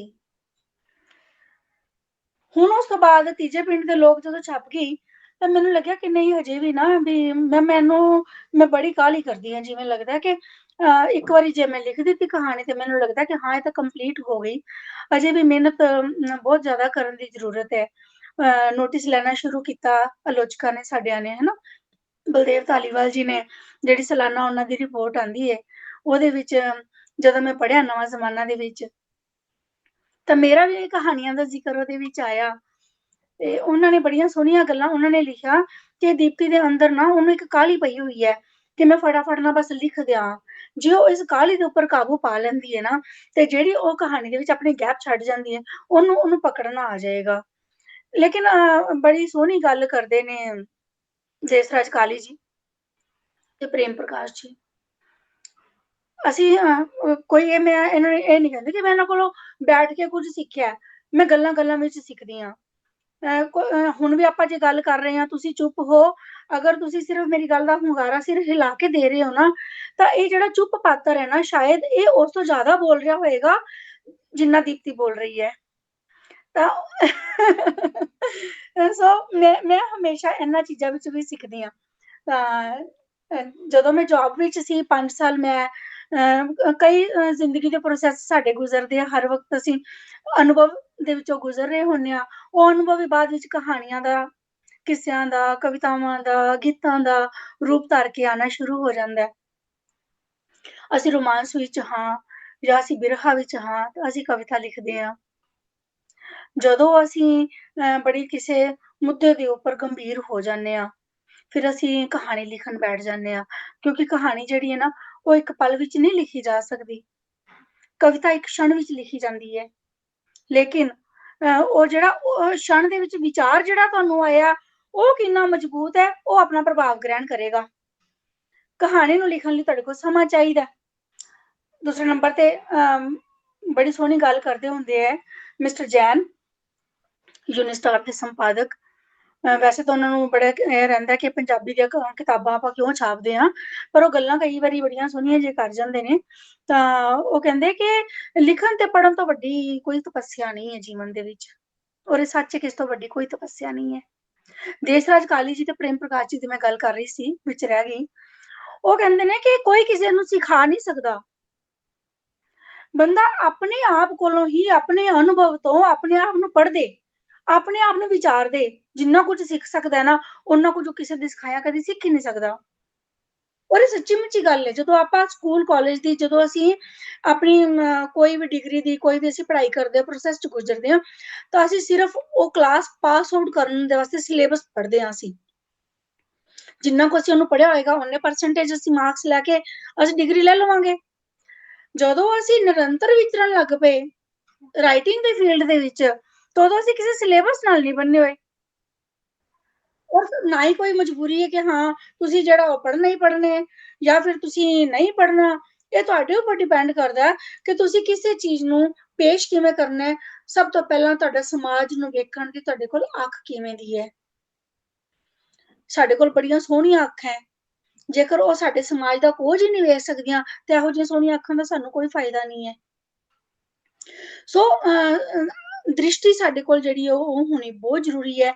ਸਭ ਤੋਂ ਪਹਿਲੇ ਮੈਨੂੰ ਇਹ ਲੱਗਦਾ ਕਿ ਇਹ ਕਰਮ ਹੈ ਮੇਰੇ ਉੱਪਰ ਸ਼ਬਦਾਂ ਦਾ, ਹੈ ਨਾ, ਔਰ ਕਿ ਮੈਨੂੰ ਇੱਕ ਆਮ ਨਾਲੋਂ ਹਟ ਕੇ ਕੋਈ ਵੀ ਜਿਹੜਾ ਕਲਾਕਾਰ ਹੈ, ਚਾਹੇ ਉਹ ਰਾਈਟਰ ਹੈ, ਚਾਹੇ ਉਹ ਮਿਊਜ਼ੀਸ਼ੀਅਨ ਹੈ, ਚਾਹੇ ਉਹ ਰੰਗਾਂ ਦੀ ਖੇਡ ਖੇਡਦਾ ਹੈ, ਹਨਾ, ਕੁਝ ਵੀ ਕਰਦਾ ਹੈ, ਜੇ ਉਹਦੇ ਕੋਲ ਇੱਕ ਆਮ ਤੋਂ ਹਟ ਕੇ ਵਿਜ਼ਨ ਹੋਏਗਾ ਤੇ ਕੋਈ ਰਚਨਾ ਕ੍ਰੀਏਟ ਕਰ ਸਕਦਾ ਹੈ, ਅਦਰਵਾਈਜ਼ ਨਹੀਂ ਕਰ ਸਕਦਾ। ਤਾਂ ਕਹਾਣੀਆਂ ਮੇਰੇ ਅੰਦਰ ਚਲਦੀਆਂ ਰਹਿੰਦੀਆਂ, ਨਿਰੰਤਰ ਪਾਤਰਾਂ ਦਾ ਇੰਨਾ ਜ਼ਿਆਦਾ ਕੜਮਾਸ ਪਿਆ ਰਹਿੰਦਾ ਜਿੰਨਾ ਅੰਤ ਕੋਈ ਨਹੀਂ। 24 ਆਵਰਸ ਉੱਠਦੇ ਬੈਠਦੇ, ਇਵਨ ਖਾਣਾ ਬਣਾ ਰਹੇ ਆ ਤੇ ਨਾਲ ਨਾਲ ਕੁਝ ਚੱਲ ਰਿਹਾ, ਕਹਾਣੀ ਦੀ ਕੋਈ ਡਰਾਫਟਿੰਗ ਹੋ ਗਈ, ਠੀਕ ਹੈ ਜੀ, ਹੋ ਗਈ। ਉਸ ਤੋਂ ਬਾਅਦ ਪਤਾ ਲੱਗਦਾ ਕਿ ਨਹੀਂ, ਜਿਵੇਂ ਬੜੀ ਸੋਹਣੀ ਰਸੂਲ ਹਮਜ਼ਾ ਤੋਂ ਕਹਿੰਦੇ ਆ ਕਿ ਸਾਨੂੰ ਆਪਣੀ ਜਿਹੜੀ ਹੈ ਨਾ ਰਚਨਾ ਦੇ ਨਾਲ ਇੰਨਾ ਮੋਹ ਨਹੀਂ ਪਾਲਣਾ ਚਾਹੀਦਾ ਕਿ ਅਸੀਂ ਉਹਦੀ ਐਡੀਟਿੰਗ ਕਰਦੇ ਹੋਏ ਅਸੀਂ ਕਹੀਏ ਨਹੀਂ ਇਹ ਵੀ ਇਹਦੇ ਵਿੱਚ ਚਾਹੀਦਾ, ਇਹ ਵੀ ਇਹਦੇ ਵਿੱਚ ਚਾਹੀਦਾ। ਤੀਜੇ ਪਿੰਡ ਦੇ ਲੋਕ ਤੱਕ ਔਰ ਈਵਨ ਪਿੱਛਾ ਰਹਿ ਗਿਆ ਦੂਰ ਦੀਆਂ ਕਹਾਣੀਆਂ ਲਿਖਣ ਤੱਕ, ਮੈਂ ਆਪਣੀ ਕਹਾਣੀ ਦੇ ਵਿੱਚੋਂ ਦੇਖੋ ਅਸੀਂ ਕਿਵੇਂ ਸਿੱਖਦੇ ਹਾਂ, ਇਹ ਮੇਰਾ ਆਪਣਾ ਲਰਨਿੰਗ ਪ੍ਰੋਸੈਸ ਸਿਰਜਣ ਪ੍ਰਕਿਰਿਆ ਦਾ ਹੈ। ਤੇ ਮੈਨੂੰ ਸਮਝ ਆਣੀ ਸ਼ੁਰੂ ਹੋਈ, ਮੈਂ ਪਿੱਛੇ ਇੱਕ ਕਹਾਣੀ ਲਿਖੀ, ਕਹਾਣੀ ਲਿਖ ਲਈ, ਫਾਈਨਲ ਵੀ ਕਰ ਲਈ, ਪਰ ਲੱਗੇ ਨਹੀਂ ਕੁਝ ਗੜਬੜ ਜੀ ਤਾਂ ਹੈ ਨਵੀਂ ਕਹਾਣੀ ਦੇ ਵਿੱਚ, ਪਿੱਛਾ ਰਹਿ ਗਿਆ ਦੂਰ ਤੋਂ ਬਾਅਦ ਦੀ ਕਹਾਣੀਆਂ ਦੀ, ਨਵੀਂ ਕਹਾਣੀ ਦੀ ਗੱਲ ਕਰ ਰਹੀ ਹਾਂ। ਜਦੋਂ ਮੈਨੂੰ ਦੁਬਾਰਾ ਪੜਿਆ, ਮੈਨੂੰ ਲੱਗਿਆ ਅਰੇ ਮੈਂ ਕੀ ਕਰ ਦਿੱਤਾ, ਇਹਦੇ ਵਿੱਚ 3 ਕਹਾਣੀਆਂ ਪਈਆਂ। ਤਾਂ ਮੈਂ ਉਹਦੇ ਵਿੱਚੋਂ ਅਲੱਗ ਕੀਤੀ, ਉਹ ਕਹਾਣੀ ਲਿਖੀ ਵੀ ਅਜੇ ਛਪਣ ਨਹੀਂ ਭੇਜੀ। ਤਾਂ ਮੈਨੂੰ ਲੱਗਿਆ ਕਿ ਵਾਕਿਆ ਜਿਵੇਂ ਹੁਣੇ ਹਰਿੰਦਰ ਜੀ ਪਹਿਲੇ ਗੱਲ ਕਰ ਗਏ ਕਿ ਪਿੱਛਾ ਰਹਿ ਗਿਆ ਦੂਰ ਜਿਹੜੀ ਕਹਾਣੀ ਹੈ ਉਹ ਨੋਵਲ ਦਾ ਪਲਾਟ ਹੈ। ਮੈਡਮ ਸੌਰੀ ਤੁਹਾਨੂੰ ਇੰਟਰਰਪਟ ਕਰ ਰਹੇ ਹਾਂ। ਸਾਡੇ ਨਾਲ ਮੈਡਮ ਗੁਰਮੀਤ ਪਨਾਗ ਜੀ ਜੁੜੇ ਆ, ਮੈਂ ਵੇਖਦੀ ਉਹਨਾਂ ਦਾ ਸਵਾਗਤ ਕਰਨਾ ਚਾਹੁੰਦਾ ਸੀ। ਜੀ ਜੀ ਮੈਡਮ ਜੀ ਸਮਾਂ ਕੱਢਿਆ ਬੜਾ ਉਹਦੇ ਬਿਜੀ ਸ਼ਡਿਊਲ ਚ, ਅਸੀਂ ਤੁਹਾਡਾ ਧੰਨਵਾਦ ਕਰਦੇ ਮੈਡਮ। ਮੇਰੇ ਵੱਲੋਂ ਗੁਰਮੀਤ ਪਨਾਗ ਮੈਮ ਨੂੰ ਸਤਿ ਸ਼੍ਰੀ ਅਕਾਲ। ਜੀ ਮੈਡਮ ਤੁਸੀਂ ਕੰਟੀਨਿਊ, ਮੈਡਮ ਮਿਊਟ ਆ, ਸ਼ਾਇਦ ਉਹ ਕੁਝ ਕਹਿ ਰਹੇ ਸੀ, ਮਿਊਟ ਆ, ਤੁਸੀਂ ਆਪਣੀ ਗੱਲ ਕੰਟੀਨਿਊ ਕਰੋ। ਜੀ ਜੀ ਜੀ ਜੀ ਹਾਂਜੀ। ਤਾਂ ਮੈਨੂੰ ਲੱਗਿਆ ਕਿ ਹਾਂ ਇਹ ਤਾਂ ਹੁਣ ਹੌਲੀ ਹੌਲੀ ਅਸੀਂ ਸਮਝਣ ਲੱਗ ਜਾਂਦੇ ਹਾਂ ਇਸ ਗੱਲ ਨੂੰ। ਤਾਂ ਮੈਨੂੰ ਸਮਝ ਆਈ, ਜਿਵੇਂ ਹੁਣ ਡਾਂਸ ਫਲੋਰ ਕਹਾਣੀ ਹੈ, ਮੈਨੂੰ ਬੜੇ ਜਣੇ ਨੇ ਕਿਹਾ ਕਿ ਤੁਸੀਂ ਇਹਦੇ ਉੱਪਰ ਨਾਵਲ ਕਿਉਂ ਨਹੀਂ ਲਿਖਿਆ ਜਾਂ ਨਾਵਲਿਟ ਕਿਉਂ ਨਹੀਂ ਲਿਖਿਆ। ਤਾਂ ਮੈਨੂੰ ਲੱਗਿਆ ਕਿ ਨਹੀਂ, ਉਹ ਵਿਸ਼ਾ ਜਿਹੜਾ ਸੀ ਨਾ ਉਹ ਇੱਕ ਲੰਬੀ ਕਹਾਣੀ ਦੇ ਵਿੱਚ ਕੰਪਲੀਟ ਹੋ ਚੁੱਕਿਆ ਹੋਇਆ ਸੀ, ਤੇ ਮੈਨੂੰ ਉਹਨੂੰ ਨਾਵਲ ਜੇ ਮੈਂ ਉਹਨੂੰ ਰੱਖ ਦਿੰਦੀ, ਈਵਨ ਮੇਰੇ ਕੋਲ ਉਸ ਵਿਸ਼ੇ ਦੀਆਂ 3 ਕਹਾਣੀਆਂ ਹੋਰ ਪਈਆਂ, ਪਰ ਉਹ ਸੇਮ ਵਿਸ਼ੇ ਦੀਆਂ ਹੋਣ ਦੇ ਬਾਵਜੂਦ ਇੱਕੋ ਕਹਾਣੀ ਦੇ ਵਿੱਚ ਨਹੀਂ ਆ ਸਕਦੀਆਂ ਸੀ। ਤਾਂ ਉਹ ਕਹਾਣੀਆਂ ਅਲੱਗ ਲਿਖੀਆਂ ਜਾਣ, ਨਾ ਲਿਖੀਆਂ ਜਾਣ, ਕੁਝ ਨਹੀਂ ਕਿਹਾ ਜਾ ਸਕਦਾ।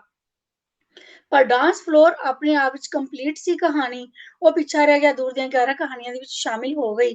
ਤਾਂ ਮੈਨੂੰ ਲੱਗਦਾ ਕਿ ਹਾਂ ਮੈਂ ਜੋ ਇੱਕ ਕੰਮ ਕੀਤਾ ਸੀ ਉਹ ਸੰਪੂਰਨ ਹੋ ਕੇ ਇੱਕ ਆਕਾਰ ਲੈ ਚੁੱਕਿਆ ਹੋਇਆ, ਤਾਂ ਮੇਰੀ ਇੱਕ ਜ਼ਿੰਮੇਵਾਰੀ ਖਤਮ ਹੋ ਗਈ। ਪਰ ਹੁਣ ਨਵੀਆਂ ਕਹਾਣੀਆਂ ਦੇ ਨਾਲ ਮੈਂ ਟ੍ਰੀਟਮੈਂਟ ਨਹੀਂ ਦੇ ਪਾ ਰਹੀ। ਮੈਨੂੰ ਇਹ ਲੱਗਿਆ ਕਿ ਇਹ ਜਿਹੜੀ ਕਹਾਣੀ ਹੈ ਇਹਦੇ ਵਿੱਚ 3 ਕਹਾਣੀਆਂ ਹੋਰ ਪਈਆਂ, ਤਾਂ ਮੈਂ ਉਹਨੂੰ ਪਾਰਟਸ ਦੇ ਵਿੱਚ ਡਿਸਟ੍ਰੀਬਿਊਟ ਕੀਤਾ। ਹੁਣ ਮੈਨੂੰ ਅਲੱਗ ਕਰਨ ਦਾ ਇੱਕ ਚੱਜ ਆ ਗਿਆ ਕਿ ਇਹਦੇ ਵਿੱਚੋਂ ਜਿਹੜੀ ਹੈ ਮੈਂ ਇੱਕੋ ਹੀ ਕਹਾਣੀ ਜਿਹੜੀ ਹੈ ਵੀ ਮਲਟੀ ਡਾਇਮੈਂਸ਼ਨ, ਅਗਰ ਕਹਾਣੀ ਦੇ ਸ਼ੇਡਸ ਨਿਕਲ ਰਹੇ ਹੈ ਤੇ ਇਹਦਾ ਮਤਲਬ ਇਹ ਨਹੀਂ ਹੈ ਕਿ ਮੈਂ ਇਹ ਵੀ ਚੁੱਕਾਂ ਇਹਦੇ ਵਿੱਚ ਪਾ ਦਿਆਂ। ਆਪਾਂ ਮੰਨ ਲਓ ਮਿਕਸ ਵੈਜ ਵੀ ਬਣਾਉਣੀ ਹੈ ਨਾ, ਤੇ ਉਹਦੇ ਵਿੱਚ ਵੀ ਜੇ ਅਸੀਂ ਐਕਸੈਸ ਹੀ ਪਾ ਦਾਂਗੇ ਨਾ ਤੇ ਕਿਸੇ ਵੀ ਸਬਜ਼ੀ ਦਾ ਸਵਾਦ ਨਹੀਂ ਆਣਾ। ਸੋ ਮਲਟੀ ਡਾਇਮੈਂਸ਼ਨ ਕਹਾਣੀ ਹੋਣੀ ਚਾਹੀਦੀ ਹੈ, ਪਰ ਮਿਕਸ ਵੈਜ ਦਾ ਜਿਹੜਾ ਨਾ ਉਹ ਟੇਸਟ ਨਹੀਂ ਜਾਣਾ ਚਾਹੀਦਾ। ਜਿੰਨੀ ਉਹਦੇ ਵਿੱਚ ਸਾਨੂੰ ਰਿਕੁਆਇਰਡ ਹੈ ਨਾ, ਓਨੀ ਚੀਜ਼ ਪਾ ਕੇ ਜੇ ਪ੍ਰੋਪਰ ਹੋਏਗੀ ਤਾਂ ਸਾਨੂੰ ਟੇਸਟ ਦੇਗੀ, ਅਦਰਵਾਈਜ਼ ਉਹ ਓਵਰ ਮਿਲ ਗੋਭਾ ਜਿਹਾ ਬਣ ਜਾਏਗਾ, ਉਹਦਾ ਕੋਈ ਸਵਾਦ ਨਹੀਂ ਰਹਿਣਾ। ਇਹ ਵਕਤ ਨਾਲ ਸਮਝ ਆਉਂਦੀ ਹੈ, ਤੇ ਮੈਨੂੰ ਲੱਗਦਾ ਕਿ ਹਾਂ ਹੌਲੀ ਹੌਲੀ ਮੈਨੂੰ ਇਹ ਸਮਝ ਆਣੀ ਸ਼ੁਰੂ ਹੋਈ। ਤੇ ਉਹ ਕਹਾਣੀਆਂ ਜਿਹੜੀਆਂ ਨੇ ਉਹ ਅਲੱਗ ਤਰੀਕੇ ਨਾਲ ਲਿਖੀਆਂ, ਇੱਕ ਨਹੀਂ ਦੋ ਨਹੀਂ। ਦੇਖੋ ਮੈਂ ਪਿਛਲੇ ਸਾਲ ਦਸੰਬਰ ਦੇ ਵਿੱਚ ਕਹਾਣੀ ਲਿਖੀ ਸੀ, ਭੁੱਖ ਇਉਂ ਸਾਹ ਲੈਂਦੀ ਹੈ। ਉਸ ਤੋਂ ਬਾਅਦ ਮੈਂ ਕਿੰਨੀਆਂ ਕਹਾਣੀਆਂ ਲਿਖੀਆਂ, ਇੱਕ ਨਹੀਂ ਮੈਨੂੰ ਲੱਗਦਾ 25-30 ਕਹਾਣੀਆਂ ਲਿਖੀਆਂ ਹੋਣਗੀਆਂ, ਪਰ ਮੈਨੂੰ ਆਪ ਨੂੰ ਹੀ ਲੱਗਿਆ ਕਿ ਨਹੀਂ ਇਹ ਮੈਂ ਕੀ ਲਿਖੀ ਜਾ ਰਹੀ ਹਾਂ। ਸੋ ਮੈਨੂੰ ਲੱਗਿਆ ਕਿ ਸਿਰਫ ਕਾਗਜ਼ਾਂ ਨੂੰ ਕਾਲੇ ਕਰਨਾ ਦੀ ਕੋਈ ਜ਼ਰੂਰਤ ਨਹੀਂ ਹੈ। ਜੇ ਕੁਝ ਲਿਖਣਾ ਹੈ ਤਾਂ ਆਪਣੇ ਆਪ ਵੱਲੋਂ ਜ਼ਰੂਰ ਇੰਨੀ ਕੁ ਸੈਟੀਸਫੈਕਸ਼ਨ ਕਰੋ ਕਿ ਹਾਂ ਅਸੀਂ ਜੇ ਕੁਝ ਲਿਖ ਰਹੇ ਹਾਂ ਤੇ ਇਹਦੇ ਵਿੱਚੋਂ ਨਿਕਲ ਕੀ ਰਿਹਾ ਤੇ ਇਹਦੇ ਵਿੱਚ ਪੈ ਕੀ ਰਿਹਾ। ਇਹ ਮੇਰੀ ਸਿਰਜਣ ਪ੍ਰਕਿਰਿਆ ਦਾ ਥੋੜਾ ਜਿਹਾ ਸਮਝ ਲਓ ਕਿ ਮੂਲ ਹੈ, ਜਿਸ ਨੂੰ ਮੈਂ ਸਮਝ ਕੇ ਆਪਣੀ ਕਹਾਣੀ ਦੀ ਸਿਰਜਣਾ ਕਰਦੀ ਹਾਂ। ਜੀ ਮੈਡਮ, ਬੜੀਆਂ ਵਧੀਆ ਗੱਲਾਂ ਬਾਤਾਂ ਕੀਤੀਆਂ ਮੈਡਮ ਦੀਪਤੀ ਜੀ ਨੇ ਆਪਣੀ ਸਿਰਜਣ ਪ੍ਰਕਿਰਿਆ ਦੇ ਬਾਰੇ। ਤੇ ਵਿੱਚੋਂ ਦੋ ਤਿੰਨ ਗੱਲਾਂ ਜੇ ਮੈਂ ਕਹਾਂ ਤਾਂ ਬੜੀਆਂ ਕਮਾਲ ਦੀਆਂ ਕੀਤੀਆਂ, ਜਿਵੇਂ ਤੁਸੀਂ ਦੇਸ ਰਾਜ ਕਾਲੀ ਜੀ ਦੇ ਹਵਾਲੇ ਨਾਲ ਗੱਲ ਕੀਤੀ ਵੀ ਕਿਸੇ ਨੂੰ ਕੋਈ ਧੱਕੇ ਨਾਲ ਸਿਖਾ ਨਹੀਂ ਸਕਦਾ, ਹਨਾ।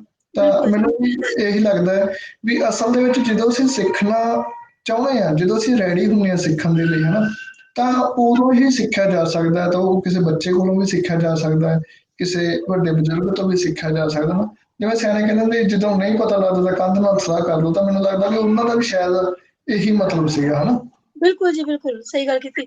ਛੋਟੀ ਜੀ ਗੱਲ ਮੈਂ ਹੋਰ ਕਰਾਂਗੀ। ਜੀ ਜੀ। ਹਾਂਜੀ, ਦੇਖੋ ਮੇਰੀ ਬੇਟੀ ਮੇਰੇ ਨਾਲ ਅੱਧੀ ਉਮਰ ਦੀ ਹੋਈ ਹੈ, ਤਾਂ ਅੱਜ ਤੋਂ 3 ਸਾਲ ਪਹਿਲੇ ਦੀ ਗੱਲ ਹੋਏਗੀ। ਮੇਰੀ ਜਿਹੜੀ ਕਿਸੇ ਵੀ ਰਚਨਾ ਦੇ ਪਹਿਲੇ ਪਾਠਕ ਮੇਰੀ ਬੇਟੀ ਤੇ ਮੇਰਾ ਬੇਟਾ ਹੁੰਦੇ ਆ। ਮੈਨੂੰ ਇਹ ਹੁੰਦਾ ਕਿ ਜਿਹੜੀ ਰਚਨਾ ਮੈਂ ਆਪਣੇ ਬੱਚਿਆਂ ਨੂੰ ਨਾ ਪੜ੍ਹ ਕੇ ਸੁਣਾ ਸਕਦੀ, ਉਹ ਸਮਾਜ ਨੂੰ ਦੇਣ ਦਾ ਮੈਨੂੰ ਕੋਈ ਹੱਕ ਨਹੀਂ ਹੈ। ਤਾਂ ਮੈਂ ਆਪਣੀ ਬੇਟੀ ਦੇ ਨਾਲ, ਅਸੀਂ ਇੱਕ ਸਾਹਿਤਕ ਪ੍ਰੋਗਰਾਮ ਤੋਂ ਵਾਪਿਸ ਆ ਰਹੇ ਸੀ। ਉਹ ਗੱਡੀ ਡਰਾਈਵ ਕਰ ਰਹੀ, ਮੈਂ ਨਾਲ ਬੈਠੀ ਹਾਂ। ਮੈਂ ਕਿਹਾ ਬੇਟੇ, ਇਹ ਕਹਾਣੀ ਮੈਂ ਤੇਰੇ ਨਾਲ ਡਿਸਕਸ ਕੀਤੀ, ਮੈਂ ਤੈਨੂੰ ਪੜ੍ਹ ਕੇ ਸੁਣਾਈ, ਤੇਰਾ ਕੀ ਵਿਚਾਰ ਬਣਿਆ? ਕਹਿੰਦੀ ਮੰਮਾ ਕਹਾਣੀ ਅੱਛੀ ਹੈ, ਲੇਕਿਨ ਤੁਸੀਂ ਨਾ, ਮੈਂ ਆਪਣੀ ਬੇਟੀ ਕੋਲ ਕਿਹੜੀ ਗੱਲ ਸਿੱਖੀ ਦੇਖੋ। ਕਹਿੰਦੀ ਮੰਮਾ ਤੁਸੀਂ ਆਪਣੀ ਜਿਹੜੀ ਵੀ ਕਹਾਣੀ ਲਿਖੋ ਨਾ, ਲਿਖਣ ਤੋਂ ਬਾਅਦ ਰੱਖ ਦਿਆ ਕਰੋ, ਫਿਰ ਉਹਨੂੰ ਭੁੱਲ ਜਾਇਆ ਕਰੋ। ਉਸ ਤੋਂ ਬਾਅਦ ਤੁਸੀਂ ਇੱਕ ਪਾਠਕ ਦੀ ਤਰ੍ਹਾਂ ਪੜ੍ਹਿਆ ਕਰੋ, ਫਿਰ ਤੁਸੀਂ ਦੇਖੋ ਕਿ ਕੀ ਤੁਸੀਂ ਉਸ ਕਹਾਣੀ ਨੂੰ ਕੰਟੀਨਿਊ ਪੜ੍ਹ ਸਕਦੇ ਹੋ। ਕੀ ਤੁਹਾਨੂੰ ਉਹਦੇ ਵਿੱਚ ਕੁਝ ਫालतू ਲੱਗ ਰਿਹਾ? ਕੀ ਤੁਹਾਨੂੰ ਐਵੇਂ ਤਾਂ ਨਹੀਂ ਲੱਗਦਾ ਇਹ ਕਿਆ ਬਕਵਾਸ ਲਿਖਿਆ ਹੈ? ਜਾਂ ਤੁਹਾਨੂੰ ਇਹ ਨਹੀਂ ਲੱਗਦਾ ਕਿ ਹਾਂ ਇਹ ਗੱਲਾਂ ਚੰਗੀਆਂ ਨੇ ਪਰ ਇਹ ਐਕਸਟਰਾ ਨੇ, ਜੇ ਇਹਨਾਂ ਨੂੰ ਨਿਕਾਲ ਦਿੱਤਾ ਜਾਏ ਤੇ ਮੇਰੀ ਜਿਹੜੀ ਹੈਲਦੀ ਜਿਹੜੀ ਉਹ ਰਚਨਾ ਬਣ ਸਕਦੀ ਹੈ। ਬਾਈ ਗॉड, ਉਸ ਤੋਂ ਬਾਅਦ ਮੈਂ ਆਪਣੀ ਬੇਟੀ ਕੋਲੋਂ ਇਹ ਗੱਲ ਸਿੱਖ ਕੇ ਮੈਂ ਆਪਣੀ ਰਚਨਾ ਦੇ ਉੱਪਰ ਇਹ ਰੂਲ ਜਿਹੜਾ ਸੀ ਲਾਗੂ ਕਰਨਾ ਸ਼ੁਰੂ ਕੀਤਾ। ਔਰ ਕਿੰਨੀਆਂ ਹੀ ਕਹਾਣੀਆਂ ਜਿਹੜੀਆਂ ਮੈਂ ਆਪਣੀਆਂ ਲਿਖੀਆਂ ਲਿਖਾਈਆਂ ਰੱਦ ਵੀ ਕੀਤੀਆਂ, ਤੇ ਕਿੰਨੀਆਂ ਜਿਹੜੀਆਂ ਸੀ ਸੋਧ ਕੇ ਮੈਂ ਉਹਨਾਂ ਨੂੰ ਦੁਬਾਰਾ ਰੀਰਾਈਟ ਕੀਤਾ। ਉਹ ਕਹਾਣੀ ਦਾ ਸਿਰਫ ਇੱਕ ਟੈਕਸਚਰ ਹੀ ਰਹਿ ਗਿਆ, ਬਾਕੀ ਸਾਰੇ ਦਾ ਸਾਰਾ ਜਿਹੜਾ ਸੀ ਉਹਦਾ ਮੂਡ ਸਭ ਕੁਝ ਚੇਂਜ ਹੋ ਗਿਆ। ਜੀ ਜੀ ਦੀਪਤੀ ਜੀ, ਬਹੁਤ ਵਧੀਆ ਗੱਲ ਦੱਸੀ ਤੁਸੀਂ। ਮੈਂ ਇੱਥੇ ਇੱਕ ਤੁਹਾਡੀ ਕਹਾਣੀ ਦਾ ਜ਼ਿਕਰ ਕਰਨਾ ਚਾਹੂੰਗਾ। ਮੈਂ ਤੁਹਾਡੀ ਕਹਾਣੀ ਇੱਕ ਪੜ੍ਹੀ, ਬਦਨਾਮ ਬਸਤੀ। ਜੀ ਜੀ ਜੀ, ਹਾਂਜੀ ਇਹ ਕਮਾਲ ਦੀ ਕਹਾਣੀ ਹੈ। ਜਿਵੇਂ ਤੁਸੀਂ ਕਿਹਾ ਵੀ ਜੋ ਗੱਲ ਅਸੀਂ ਸਮਾਜ ਨੂੰ ਦੇ ਨਹੀਂ ਸਕਦੇ ਜਾਂ ਅਸੀਂ ਆਪਣੇ ਬੱਚਿਆਂ ਨੂੰ ਨਹੀਂ ਪੜ੍ਹਾ ਸਕਦੇ, ਤਾਂ ਉਹ ਸਮਾਜ ਨੂੰ ਦੇਣ ਦਾ ਵੀ ਕੋਈ ਹੱਕ ਨਹੀਂ ਗਾ। ਬਿਲਕੁਲ ਤਾਂ ਜੀ। ਮੈਨੂੰ ਉਹਦੀ ਤੁਹਾਡੀ ਕਹਾਣੀ ਦੀ ਬੜੀ ਖੂਬਸੂਰਤੀ ਲੱਗੀ ਵੀ ਜੋ ਸਾਡੇ ਸਮਾਜ ਦਾ ਇੱਕ ਇਹੋ ਜਿਹਾ ਪੱਖ ਆ ਜਿਹਦੇ ਬਾਰੇ ਸ਼ਾਇਦ ਕੋਈ ਸੱਭਿਅਕ ਬੰਦਾ ਅਹ, ਸਾਂਝੇ ਤੌਰ ਤੇ ਜਾਂ ਸੱਭਿਆਚਾਰਕ ਮੰਚ ਤੇ ਗੱਲ ਨਹੀਂ ਕਰਨਾ ਚਾਹੁੰਦਾ, ਉਹਦੇ ਬਾਰੇ ਤੁਸੀਂ ਬੜੇ ਜਿਹੇ ਚਲੋ ਸੰਖੇਪ ਲਹਿਜੇ ਦੇ ਵਿੱਚ ਤੇ ਬੜੀ ਡੂੰਘਾਈ ਦੇ ਨਾਲ ਗੱਲਬਾਤ ਕੀਤੀ। ਮੇਰਾ ਉਹਦੇ ਰਿਲੇਟਡ ਸਵਾਲ ਇਹ ਸੀਗਾ ਵੀ ਉਹਦੇ 'ਚ ਤੁਸੀਂ ਇੱਕ ਚਾਨਣ ਵੀਰ ਬਣਾਇਆ ਹੈ, ਹਨਾ, ਜੋ ਮੇਨ ਪਾਤਰ ਆ ਉਹਦਾ ਬ੍ਰਦਰ ਆ ਚਾਨਣ, ਜੋ ਬਿਲਕੁਲ ਉਸ ਧੰਦੇ ਦੇ ਵਿੱਚ ਜੀ। ਤਕੇ, ਹਨਾ। ਤਾਂ ਹਾਂ ਮੈਂ ਇਹ ਕਹਿਣਾ ਚਾਹੁੰਦਾ ਸੀ ਵੀ ਵੈਸੇ ਨਾ ਜ਼ਿਆਦਾਤਰ ਜਿਹੜੇ ਸਾਡੇ ਕਹਾਣੀਕਾਰ ਆ ਉਹ ਕਹਿੰਦੇ ਹੁੰਦੇ ਆ ਵੀ ਜਿਹੜੇ ਸਾਡੇ ਪਾਤਰ ਆ ਬੜੇ ਅਸੀਂ ਉਹਨਾਂ ਦੇ ਨਾਂ ਸੁਚੇਤ ਹੋ ਕੇ ਰੱਖਦੇ ਆ ਨਾ। ਤਾਂ ਜੇ ਅਸੀਂ ਹੁਣ ਚਾਨਣ ਤੋਂ ਲਈਏ, ਚਾਨਣ ਦਾ ਮਤਲਬ ਤਾਂ ਰੌਸ਼ਨੀ ਦੇਣਾ, ਹਨਾ, ਅਸੀਂ ਕਿਸੇ ਨੂੰ ਅੱਗੇ ਪਾਸੇ ਲੈ ਕੇ ਜਾਣਾ ਹੈ। ਪਰ ਉਹ ਬੰਦਾ ਆਪਣੀ ਹੀ ਭੈਣ ਨੂੰ ਮਤਲਬ ਬੜੇ ਗਲਤ ਤਰੀਕੇ ਨਾਲ, ਬੜੇ ਗਲਤ ਧੰਦੇ 'ਚ ਲੈ ਕੇ ਜਾਂਦਾ। ਤਾਂ ਇਹਦੇ ਬਾਰੇ ਦੱਸੋ ਤੁਸੀਂ ਵੀ ਇਹ ਨਾਂ ਕਿਵੇਂ ਸੋਚਿਆ ਜਾਂ ਕਿਵੇਂ ਇਹਨੂੰ ਰੱਖਿਆ? ਦੇਖੋ, ਉਹ ਸ਼ੁਰੂਆਤ ਵਿੱਚ ਤਾਂ ਚਾਨਣ ਹੀ ਸੀ, ਪਰਿਵਾਰ ਦਾ ਉਹ ਚਾਨਣ ਹੀ ਸੀ। ਪਰ ਦੇਖੋ ਪਰਿਸਥਿਤੀਆਂ ਕਿਵੇਂ ਬਦਲੀਆਂ। ਕੋਈ ਵੀ ਜਿਹੜੀ ਕਹਾਣੀ ਹੈ ਨਾ, ਉਹ ਇੱਕ ਦਿਨ ਦਾ ਪੰਦ ਨਹੀਂ ਹੁੰਦੀ। ਇਹ ਜਿਹੜੀ ਬਦਨਾਮ ਬਸਤੀ ਕਹਾਣੀ ਹੈ ਨਾ, ਇਹ ਮੇਰੇ ਕੋਲ ਪਤਾ ਨਹੀਂ ਕਿੰਨੇ ਸਾਲਾਂ ਤੋਂ ਮੇਰੇ ਕੋਲ ਸੀ, ਕਿੰਨੇ ਹੀ ਸਾਲਾਂ ਤੋਂ ਮੇਰੇ ਕੋਲ ਸੀ। ਔਰ ਇਹ ਕਹਾਣੀ ਬੰਦ ਕਮਰੇ ਦੇ ਵਿੱਚ ਬੈਠ ਕੇ ਨਹੀਂ ਲਿਖੀ ਹੋਈ। ਇਹ ਕਹਾਣੀ ਸਮਾਜ ਦੇ ਖੁੱਲੇ ਵਿਹੜੇ ਦੇ ਵਿੱਚ, ਖੁੱਲੇ ਆਕਾਸ਼ ਦੇ ਵਿੱਚ ਬੈਠ ਕੇ ਲਿਖੀ ਹੋਈ ਹੈ, ਕਿਉਂਕਿ ਲਿਖਣ ਲਈ ਵੀ ਤਾਂ ਜੇਰਾ ਚਾਹੀਦਾ ਨਾ ਇਹੋ ਜਿਹੀ ਕਹਾਣੀ ਲਈ। ਔਰ ਇਹਦੇ ਵਿੱਚ ਜਿੰਨੇ ਪਾਤਰ ਨੇ, ਜਦੋਂ ਮੈਂ ਲਿਖਣ ਲੱਗੀ ਮੈਨੂੰ ਪਤਾ ਹੀ ਨਹੀਂ ਸੀ ਕਿ ਮੇਰੇ ਅਚੇਤ ਮਨ ਦੇ ਵਿੱਚ ਪਏ ਹੋਏ ਉਹ ਕਿਵੇਂ ਮੇਰੇ ਕੋਲ ਆਣੇ ਸ਼ੁਰੂ ਹੋ ਗਏ ਹੈ ਨਾ। ਚਾਨਣ ਵੀ ਰਾਂਝਾ ਜੋਗੀ ਬਣਿਆ ਹੈ ਨਾ, ਔਰ ਉਹ ਕੰਨਾਂ 'ਚ ਮੁੰਦਰਾ ਪਾ ਕੇ ਉਹ ਘੁੰਮ ਰਿਹਾ ਉਹ ਪਾਤਰ। ਹੁਣ ਮੈਂ ਤੁਹਾਡੇ ਨਾਲ ਗੱਲ ਕਰ ਰਹੀ ਤੇ ਮੇਰੀ ਅੱਖਾਂ ਦੇ ਸਾਹਮਣੇ ਉਵੇਂ ਉਹ ਗਲੀਆਂ ਦੇ ਵਿੱਚ ਦੌੜਦਾ ਹੋਇਆ ਜਾ ਰਿਹਾ ਉਹ। ਤਾਂ ਉਹ ਇੱਕ ਐਜ਼ ਬੀਇੰਗ ਅ ਜਰਨਲਿਸਟ ਮੇਰੇ ਕੋਲ ਬੜੇ ਸਾਰੇ ਲੋਕ ਆਂਦੇ ਰਹੇ। ਜਲਾਲਾਬਾਦ ਜਦੋਂ ਰਹਿੰਦੇ ਸੀ ਤਾਂ ਆਪਾਂ ਡੰਕੇ ਦੀ ਚੋਟ ਦੇ ਉੱਪਰ ਪੱਤਰਕਾਰੀ ਪੂਰੀ ਕੀਤੀ ਹੈ ਨਾ। ਈਵਨ ਆਪਣੇ ਤੇ ਪਰਚੇ ਪੁਰਚੇ ਵੀ ਦਰਜ ਹੋਏ ਤਾਂ ਪਰਵਾਹ ਨਹੀਂ ਕੀਤੀ, ਕੋਈ ਗੱਲ ਨਹੀਂ। ਮੇਰੇ ਫਾਦਰ ਸਾਹਿਬ ਇੱਕ ਗੱਲ ਕਿਹਾ ਕਰਦੇ ਸੀ ਕਿ ਜਦੋਂ ਮੈਂ ਪੱਤਰਕਾਰੀ ਦੀ ਲਾਈਨ ਵਿੱਚ ਆਈ, ਕਿਉਂਕਿ ਮੈਂ ਉਸ ਤੋਂ ਪਹਿਲੇ ਕਾਲਜ ਵਿੱਚ ਐਜ਼ ਅ ਲੈਕਚਰਰ ਸੀ DAV ਕਾਲਜ ਦੇ ਵਿੱਚ, ਤੇ ਨਾਲ ਪੱਤਰਕਾਰੀ ਦਾ ਕੰਮ ਸ਼ੁਰੂ ਕਰ ਲਿਆ। ਤਾਂ ਕਹਿੰਦੇ ਮੇਰੇ ਫਾਦਰ ਸਾਹਿਬ ਕਾਮਰੇਡ ਸੱਚੀ ਮੁੱਚੀ ਦੇ ਕਾਮਰੇਡ। ਇਹ ਨਹੀਂ ਹੈ ਕਿ ਇੱਕ ਕਾਮਰੇਡ ਕਹਾਣਾ ਆਪਣੇ ਆਪ ਨੂੰ ਤੇ ਇੱਕ ਕਾਮਰੇਡ ਹੋਣਾ, ਦੋਵਾਂ 'ਚ ਬੜਾ ਡਿਫਰੈਂਸ ਹੈ। ਤਾਂ ਉਹ ਕਾਮਰੇਡ ਸੀ। ਮੈਨੂੰ ਕਹਿੰਦੇ ਪੁੱਤਰ ਜੇ ਗੋਲੀ ਇੱਥੇ ਖਾਣ ਦਾ ਦਮ ਹੈ ਨਾ ਤਾਂ ਇਸ ਲਾਈਨ 'ਚ ਪੈਣਾ, ਨਹੀਂ ਤਾਂ ਬੜਾ ਸੋਹਣਾ ਆਪਣਾ ਘਰ ਸੰਭਾਲ ਰਹੇ ਹੋ, ਸੋਹਣੀ ਰੋਟੀ ਮਿਲ ਰਹੀ ਹੈ, ਬੱਚੇ ਨੇ, ਘਰ ਪਰਿਵਾਰ ਹੈ, ਚੰਗਾ ਆਦਮੀ ਹੈ, ਆਪਣੇ ਘਰ ਨੂੰ ਸੰਭਾਲੋ, ਇਹਨੂੰ ਲਾਈਨ ਨੂੰ ਛੱਡ ਦਿਓ। ਮੈਂ ਕਹਿੰਦੀ ਪਾਪਾ ਜੀ ਮੈਂ ਕਰਨਾ ਹੈ ਕੰਮ, ਮੈਨੂੰ ਚੰਗਾ ਲੱਗਦਾ ਹੈ। ਤਾਂ ਕਹਿੰਦੇ ਠੀਕ ਹੈ ਫਿਰ ਮੈਂ ਤੈਨੂੰ ਇੱਕ ਖਬਰ ਦਿਆਂਗਾ। ਪੰਜਾਬ ਰੋਡਵੇਜ਼ ਵਿੱਚ ਜੌਬ ਕਰਦੇ ਸੀ। ਮੋਨੋਪਲੀ ਰੂਟ ਸੀਗਾ ਫਾਜ਼ਿਲਕਾ ਫਿਰੋਜ਼ਪੁਰ ਦਾ। ਮੋਨੋਪਲੀ ਰੂਟ ਦੇ ਉੱਪਰ ਪ੍ਰਾਈਵੇਟ ਕੰਪਨੀ ਦੇ ਬੱਸਿਸ ਚੱਲਦੀਆਂ ਸੀਗੀਆਂ। ਮੈਨੂੰ ਕਹਿੰਦੇ ਮੈਂ ਤੈਨੂੰ ਦਊਂਗਾ ਖਬਰ ਹੈ ਨਾ ਅਥੈਂਟਿਕ, ਜੇ ਉਹ ਖਬਰ ਛਾਪਣ ਦੀ ਹਿੰਮਤ ਕਰ ਲਈ ਤਾਂ ਠੀਕ ਹੈ ਕੰਮ ਕਰਨਾ, ਨਹੀਂ ਤਾਂ ਮੈਂ ਕੰਮ ਨਹੀਂ ਕਰਨ ਦਿਆਂਗਾ। ਮੈਂ ਕਿਹਾ ਕਰਾਂਗੇ। ਉਹ ਅਸੀਂ ਖਬਰ ਉਹਨਾਂ ਕੋਲੋਂ ਮੈਨੂੰ ਮਿਲੇ ਸਾਰੇ, ਉਸ ਤੋਂ ਬਾਅਦ ਵਰਸ਼ਨ ਵਗੈਰਾ ਲਏ, ਸਾਰਾ ਕੁਝ ਕੰਪਲੀਟ ਕਰਕੇ ਖਬਰ ਜਦੋਂ ਭੇਜੀ ਮੈਂ ਦੇਸ਼ ਸੇਵਕ ਵਿੱਚ, ਉਦੋਂ ਮੈਂ ਦੇਸ਼ ਸੇਵਕ ਜੁਆਇਨ ਕੀਤਾ ਸੀ ਸਟਾਰਟਿੰਗ ਦੇ ਵਿੱਚ। ਖਬਰ ਲੱਗ ਗਈ, ਖਬਰ ਨੇ ਤਾਂ ਇੰਨਾ ਕੁ ਵਰਤੋਂ ਸ਼ਮੀਲ ਜੀ ਉਦੋਂ ਹੁੰਦੇ ਸੀਗੇ, ਉਦੋਂ ਦੇਸ਼ ਸੇਵਕ ਦੇ ਐਡੀਟਰ। ਦੇਸ਼ ਸੇਵਕ ਦੀ ਅਖਬਾਰ ਉਦੋਂ ਫੋਟੋ ਸਟੇਟ ਹੋ ਕੇ ਤੜਾ ਤੜ ਲੋਕਾਂ ਦੇ ਵਿੱਚ ਪਹੁੰਚੀ, ਤੇ ਉਦੋਂ ਜਿਹੜੀ ਇੱਕ ਚੰਦਰਾ ਟਰਾਂਸਪੋਰਟ ਚਲਦੀ ਹੁੰਦੀ ਸੀ ਸਾਡੀ, ਉਸ ਖਬਰ ਦੇ ਉੱਪਰ ਉਹ ਬੈਨ ਹੋਈ। ਅਸੀਂ ਉਸ ਤੋਂ ਬਾਅਦ ਹੁੰਦਾ ਜਿਹੜਾ ਸੀ ਪੂਰਾ ਚੱਕਰ ਚਲਾਇਆ, ਔਰ ਮੋਨੋਪਲੀ ਰੂਟ ਦੇ ਉੱਪਰ ਪਹਿਲੀ ਵਾਰੀ ਬੱਸਿਸ ਚੱਲਣੀਆਂ ਸੀ ਬੰਦ ਕਰਵਾਈਆਂ। ਹੌਲੀ ਹੌਲੀ ਕਈ ਕੁਝ ਚੱਲਦਾ ਗਿਆ। ਚਲੋ ਖੈਰ ਆਪਾਂ ਬਦਨਾਮ ਬਸਤੀ ਤੇ ਆਨੇ ਆ। ਬਦਨਾਮ ਬਸਤੀ ਦੀ ਕਹਾਣੀ ਦੀ ਜਿਹੜੀ ਪਾਤਰ ਪੱਪੋ ਸੀ ਜਾਂ ਉਹਦਾ ਭਰਾ ਜਿਹੜਾ ਚਾਨਣ ਹੈ, ਬਹੁਤ ਛੋਟੇ ਸੀ, ਮੈਂ ਉਦੋਂ ਸਮਝ ਵੀ ਨਹੀਂ ਹੁੰਦੀ ਸੀ ਕਿ ਗੱਲਾਂ ਕੀ ਹੁੰਦੀਆਂ ਨੇ ਤੇ ਕੀ ਨਹੀਂ ਹੁੰਦੀਆਂ। ਤਾਂ ਉਹ ਈਵਨ ਪਤਾ ਨਹੀਂ ਉਹ ਹੁਣ ਅਸਲੀ ਪਾਤਰ ਵਿਚਾਰੇ ਕਿਹੜੀ ਜ਼ਿੰਦਗੀ ਜੀਂਦੇ ਹੋਣਗੇ ਕਿਹੜੀ ਨਹੀਂ ਜੀਂਦੇ ਹੋਣਗੇ, ਪਰ ਮੇਰੇ ਅਚੇਤ ਮਨ ਵਿੱਚ ਪਏ ਸੀ। ਮੇਰੇ ਹਸਬੈਂਡ ਰੇਲਵੇ ਵਿੱਚ ਸੀ ਤੇ ਰੇਲਵੇ ਦੇ ਨਾਲ ਜਿਹੜੀਆਂ ਬਸਤੀਆਂ ਸੀਗੀਆਂ ਉਹਨਾਂ ਨੂੰ ਦੇਖਣ ਦਾ ਮੌਕਾ ਮਿਲ ਗਿਆ। ਚਲੋ ਜੀ ਆਸੇ ਪਾਸੇ ਵਾਕ ਕਰਦੇ ਕਰਦੇ ਅਸੀਂ, ਮੈਂ ਪੁੱਛਣਾ ਅੰਦਰ ਅੰਦਰ ਇੱਕ ਰਹਿੰਦਾ ਸੀ ਹਮੇਸ਼ਾ ਤਲਬ ਵੀ ਇਹ ਕੀ, ਇਹ ਹੈ ਤਾਂ ਕਿਉਂ ਹੈ, ਇਹ ਕੀ ਹੈ, ਇਹ ਕਿਉਂ ਹੈ। ਇਹ ਮੇਰੇ ਅੰਦਰ ਜਿਹੜੇ ਨਾ 5H ਚੱਲਦੇ ਰਹਿੰਦੇ ਸੀ ਨਾ, W ਚੱਲਦੇ ਰਹਿੰਦੇ ਸੀ ਮੇਰੇ ਅੰਦਰ। ਤਾਂ ਪੁੱਛਣਾ ਸ਼ੁਰੂ ਕੀਤਾ ਵੀ ਹਾਂ ਇਹ ਕੀ ਹੁੰਦਾ, ਕਿਵੇਂ ਨਹੀਂ ਹੁੰਦਾ। ਉਹ ਜਿਹੜੇ ਪਾਤਰ ਸੀ ਨਾ ਉਹ ਇੱਕ ਸੀਕੁਐਂਸ ਲੈ ਕੇ ਮੇਰੇ ਅੰਦਰ ਆਣੇ ਸ਼ੁਰੂ ਹੋ ਗਏ। ਜਦੋਂ ਉਹ ਆਪਣੀ ਮਾਂ ਦੇ ਘਰ ਜਨਮ ਲੈਂਦਾ ਹੈ ਤੇ ਉਹ ਬੱਚੇ ਦਾ ਨਾਮ ਮਾਂ ਚਾਨਣ ਰੱਖਦੀ ਹੈ, ਤੇ ਉਹ ਕਿਉਂਕਿ ਉਹਦੇ ਤਾਂ ਉਹ ਕੁੱਲ ਦਾ ਨੂਰ ਸੀ ਨਾ ਉਹ, ਪਰ ਮਾਂ ਜਿਹੜੀ ਸੀ ਗਠੀਏ ਦੇ ਰੋਗ ਨਾਲ ਮਰ ਗਈ ਤੇ ਜਿਹੜਾ ਪਿਓ ਸੀ ਬੱਚਿਆਂ ਨੂੰ ਲੈ ਕੇ ਕਰਮੋ ਦੇ ਕੋਲ ਆ ਗਿਆ। ਹੁਣ ਕਰਮੋ ਜਿਹੜੀ ਹੈ ਨਾ, ਕਿਉਂਕਿ ਬਸਤੀ ਹਨੇਰ ਦੀ ਉਹ ਚਾਨਣ ਨੂੰ ਨਿਗਲ ਜਾਂਦੀ ਹੈ, ਤੇ ਉਹ ਚਾਨਣ ਨੂੰ ਕਿਵੇਂ ਨਿਗਲ ਗਈ, ਤਾਂ ਉਸ ਪਾਤਰ ਦਾ ਨਾਮ ਮੈਂ ਚਾਨਣ ਰੱਖਿਆ। ਤੇ ਚਾਨਣ ਜਿਹੜਾ ਸੀ ਰਾਂਝਾ ਜੋਗੀ ਬਣ ਕੇ ਬਾਅਦ ਵਿੱਚ ਗਲੀਆਂ ਦੇ ਵਿੱਚੋਂ ਭਟਕ ਰਿਹਾ, ਤੇ ਉਹਨੂੰ ਕੁਝ ਨਹੀਂ, ਉਹਨੂੰ ਹਥਿਆ ਹੀ ਨਹੀਂ ਰਿਹਾ ਕੁਝ ਵੀ, ਉਹਦੇ ਹੱਥ ਵਿੱਚ ਕੁਝ ਵੀ ਨਹੀਂ ਹੈ। ਇਵਨ ਉਹ ਚਾਹੁੰਦਾ ਹੈ ਬਾਅਦ ਵਿੱਚ, ਪਰ ਨਹੀਂ, ਵਕਤ ਇਸ ਤਰੀਕੇ ਦੀ ਉਹਨੂੰ ਪਲਟੀ ਦੇ ਜਾਂਦਾ ਹੈ ਕਿ ਉਹ ਪਾਗਲ ਹੋ ਜਾਂਦਾ ਹੈ, ਪਰ ਉਹਨੂੰ ਸਿਚੁਏਸ਼ਨ ਨੂੰ ਬਦਲ ਨਹੀਂ ਪਾਉਂਦਾ। ਜੀ ਜੀ ਮੈਡਮ, ਸਾਡੇ ਨਾਲ ਜੁੜੇ ਨੇ ਪ੍ਰੋਫੈਸਰ ਬਲਵਿੰਦਰ ਚਹਿਲ ਜੀ। ਉਹਨਾਂ ਦਾ ਇੱਕ ਸਵਾਲ ਆ, ਮੈਂ ਚਾਹੂੰਗਾ ਉਹ ਆਪਣਾ ਕੈਮਰਾ ਔਨ ਕਰਕੇ ਤੁਹਾਡੇ ਨਾਲ ਖੁਦ ਮੁਖਾਤਬ ਹੋਣ। ਡਾਕਟਰ ਬਲਵਿੰਦਰ ਜੀ। ਹਾਂਜੀ, ਮੇਰੀ ਆਵਾਜ਼ ਆ ਰਹੀ? ਜੀ ਸਤਿ ਸ਼੍ਰੀ ਅਕਾਲ, ਬਿਲਕੁਲ ਆ ਰਹੀ ਹੈ ਜੀ। ਹਾਂਜੀ ਜੀ ਮੈਮ, ਮੈਂ ਤੁਹਾਡੀ ਇੱਕ ਕਿਤਾਬ ਪੜ੍ਹੀ ਸੀ, ਉਸ ਤੇ ਪੇਪਰ ਵੀ ਲਿਖਿਆ ਸੀ, ਸ਼ਾਇਦ ਤੁਹਾਨੂੰ ਯਾਦ ਹੋਵੇ, ਬੱਸ ਦੀ ਇੱਕ ਸਵਾਰੀ। ਜੀ ਜੀ, ਉਹਦੇ ਵਿੱਚ ਤੁਸੀਂ ਘਟਨਾਵਾਂ ਨੂੰ ਬੜੀ ਬਰੀਕ ਬੀਨੀ ਨਾਲ ਪੇਸ਼ ਕੀਤਾ। ਮੈਂ ਬੜਾ ਉਦੋਂ ਹੈਰਾਨ ਹੋਇਆ ਕਿ ਏਦਾਂ ਮਤਲਬ ਇੱਕ ਲੇਖਕ ਦੀ ਅੱਖ ਦੇ ਵਿੱਚ ਤੇ ਆਮ ਸਧਾਰਨ ਮਨੁੱਖ ਦੀ ਅੱਖ 'ਚ ਕੀ ਫਰਕ ਹੁੰਦਾ। ਘਟਨਾਵਾਂ ਨੂੰ ਕਿਸ ਢੰਗ ਨਾਲ ਉਹਨਾਂ ਨੇ ਇੰਨੀ ਬਰੀਕੀ ਨਾਲ ਨਿੱਕੀਆਂ ਨਿੱਕੀਆਂ ਘਟਨਾਵਾਂ ਨੂੰ ਫੜਿਆ। ਤਾਂ ਮੇਰਾ ਸਵਾਲ ਥੋੜਾ ਜਿਹਾ ਹਟ ਕੇ ਸੀ, ਤੁਸੀਂ ਲੰਮੀ ਕਹਾਣੀਆਂ ਵੀ ਲਿਖੀਆਂ, ਛੋਟੀਆਂ ਵੀ ਲਿਖੀਆਂ, ਫਿਰ ਤੁਸੀਂ ਨਾਟਕ ਵੀ ਵੱਲ ਵੀ ਹੱਥ ਜਮਾਇਆ, ਵਾਰਤਕ ਵੀ ਲਿਖੀ ਆ, ਔਰ ਮੇਨ ਕਹਾਣੀਕਾਰਾਂ ਦੇ ਤੌਰ ਤੇ ਤੁਸੀਂ ਜ਼ਿਆਦਾ ਪ੍ਰਸਿੱਧ ਹੋਏ ਹੋ। ਤੁਸੀਂ ਕਵਿਤਾ ਵੀ ਲਿਖੀ ਆ, ਤਾਂ ਤੁਸੀਂ ਇਹ ਜਿਹੜੀ ਤੁਹਾਡੇ ਜਿਹੜੇ ਮਨ 'ਚ ਵਿਚਾਰ ਆਉਂਦੇ ਆ, ਉਹਨਾਂ ਦੇ ਰੂਪ ਦੀ ਚੋਣ ਕਿਵੇਂ ਕਰਦੇ ਹੋ ਕਿ ਇਹ ਵਿਚਾਰ ਇਸ ਰੂਪ ਵਿੱਚ ਠੀਕ ਰਹੂਗਾ, ਇਸ ਸਾਹਿਤਕ ਰੂਪ ਦੇ ਵਿੱਚ ਇਹ 'ਚ ਕਹਾਣੀ ਬਣ ਸਕਦੀ ਹੈ, ਇਹ ਨਾਵਲ ਜਾਂ ਇਹਦਾ ਇਹ ਕਵਿਤਾ ਬਣ ਸਕਦੀ ਹੈ? ਤੁਸੀਂ ਰੂਪ ਦੀ ਚੋਣ ਕਿਵੇਂ ਕਰਦੇ ਹੋ? ਜੀ, ਬੜਾ ਸੋਹਣਾ ਸਵਾਲ ਹੈ ਤੁਹਾਡਾ। ਇਹ ਨਾ ਮੈਂ ਬਲਵਿੰਦਰ ਜੀ, ਹੁਣ ਵੀ ਆਪਾਂ ਜਦੋਂ ਗੱਲ ਕਰ ਰਹੇ ਹਾਂ ਨਾ, ਤੇ ਮੇਰੇ ਅੰਦਰ ਨਾ ਪਤਾ ਨਹੀਂ ਵਿਚਾਰਾਂ ਦੀ ਖਲਬਲੀ ਜੀ ਨਹੀਂ ਮਚੀ ਰਹਿੰਦੀ, ਹਮੇਸ਼ਾ ਐਵੇਂ ਚੱਲਦਾ ਰਹਿੰਦਾ ਹੈ। ਮੈਨੂੰ ਪਤਾ ਹੀ ਨਹੀਂ ਲੱਗਦਾ, ਕਵਿਤਾ ਅਚੇਤ ਰੂਪ ਚ ਮੇਰੇ ਅੰਦਰੋਂ ਉਤਰ ਆਉਂਦੀ ਹੈ। ਮੈਂ ਕਵਿਤਾ ਨਹੀਂ ਲਿਖਦੀ, ਮੈਂ ਕਦੀ ਕਿਹਾ ਵੀ ਨਹੀਂ ਕਿ ਮੈਂ ਕਵਿਤਾ ਲਿਖਦੀ ਹਾਂ, ਕਿਉਂਕਿ ਕਰੂੰਬਲਾ ਲਿਖਣ ਤੱਕ ਮੈਨੂੰ ਲੱਗਦਾ ਸੀ ਕਿ ਮੈਂ ਕਵਿਤਾ ਲਿਖਦੀ ਹਾਂ। ਫਿਰ ਹੌਲੀ ਹੌਲੀ ਮੈਨੂੰ ਸਮਝ ਆਈ ਕਿ ਕਵਿਤਾ ਲਿਖਣਾ ਕੋਈ ਐਡਾ ਸੌਖਾ ਕੰਮ ਨਹੀਂ ਹੈ ਕਿ ਜਿਹੜਾ ਉੱਥੇ ਤੇ ਕਲਮ ਸੀ ਰੇਟ ਦਿੱਤੀ ਤੇ ਆਪਾਂ ਕਵੀ ਬਣ ਗਏ। ਮੇਰੇ ਤਾਂ ਕਵਿਤਾ ਆਪਾਂ ਸਾਰੇ ਹੀ ਹੁੰਨੇ ਆ। ਮੇਰੀ ਛੋਟੀ ਹੁਣ ਇਸ ਟਾਈਮ ਤੋਂ ਪੌਣੇ 5 ਸਾਲ ਦੀ ਹੈ। ਜੀ ਜੀ, ਮੇਰੇ 2 ਸਾਲ ਪਹਿਲੇ ਦੀ ਗੱਲ ਹੈ। ਤੇ ਉਹ ਬੇਟਾ ਮੇਰਾ ਆਪਣੇ ਜਾਣ ਲੱਗਿਆ ਸ਼ੂਟਿੰਗ रेंज, तो ਉਹਨੂੰ ਕਹਿੰਦੀ अर्जुन भैया जल्दी से आना, आकर घर पे खाना खाना, पिज्जा मत खाना, पिज्जा मत खाना, मम्मा के हाथ की चूरी खाना। ਇਹ ਮੇਰੀ ਬੇਟੀ ਦੀ ਪਹਿਲੀ ਕਵਿਤਾ ਸੀ।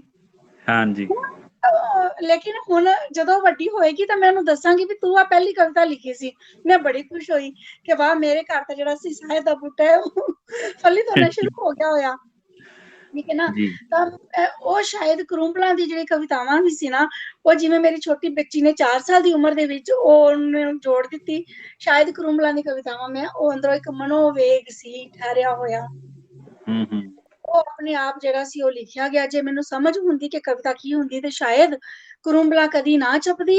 ਜੇ ਕਰੂੰਬਲਾ ਨਾ ਛਪਦੀ ਤੇ ਹੋ ਸਕਦਾ ਕਿ ਦੀਪਤੀ ਕੋ ਕਹਾਣੀ ਲਿਖਣ ਦਾ ਵੀ ਹੌਸਲਾ ਨਾ ਕਰ ਪਾਉਂਦੀ। ਜੀ ਜੀ ਜੀ, ਰੂਪ ਤੇ ਚੋਣ ਦੀ ਗੱਲ ਰਹੀ, ਟੱਪੇ ਲਿਖਣ ਲੱਗਦੀਆਂ। ਇਹ ਮੰਨ ਲਓ ਸਿਚੁਏਸ਼ਨ ਕੋਈ ਵੀ ਚੱਲ ਰਹੀ ਹੈ ਤਾਂ ਮੈਂ ਕਵਿਤਾ ਨਹੀਂ ਲਿਖਦੀ, ਮੈਨੂੰ ਕਾਵਿਕ ਥਾਟ ਉਤਰਦੇ ਆ, ਮੈਨੂੰ ਪਤਾ ਨਹੀਂ ਲੱਗਦਾ।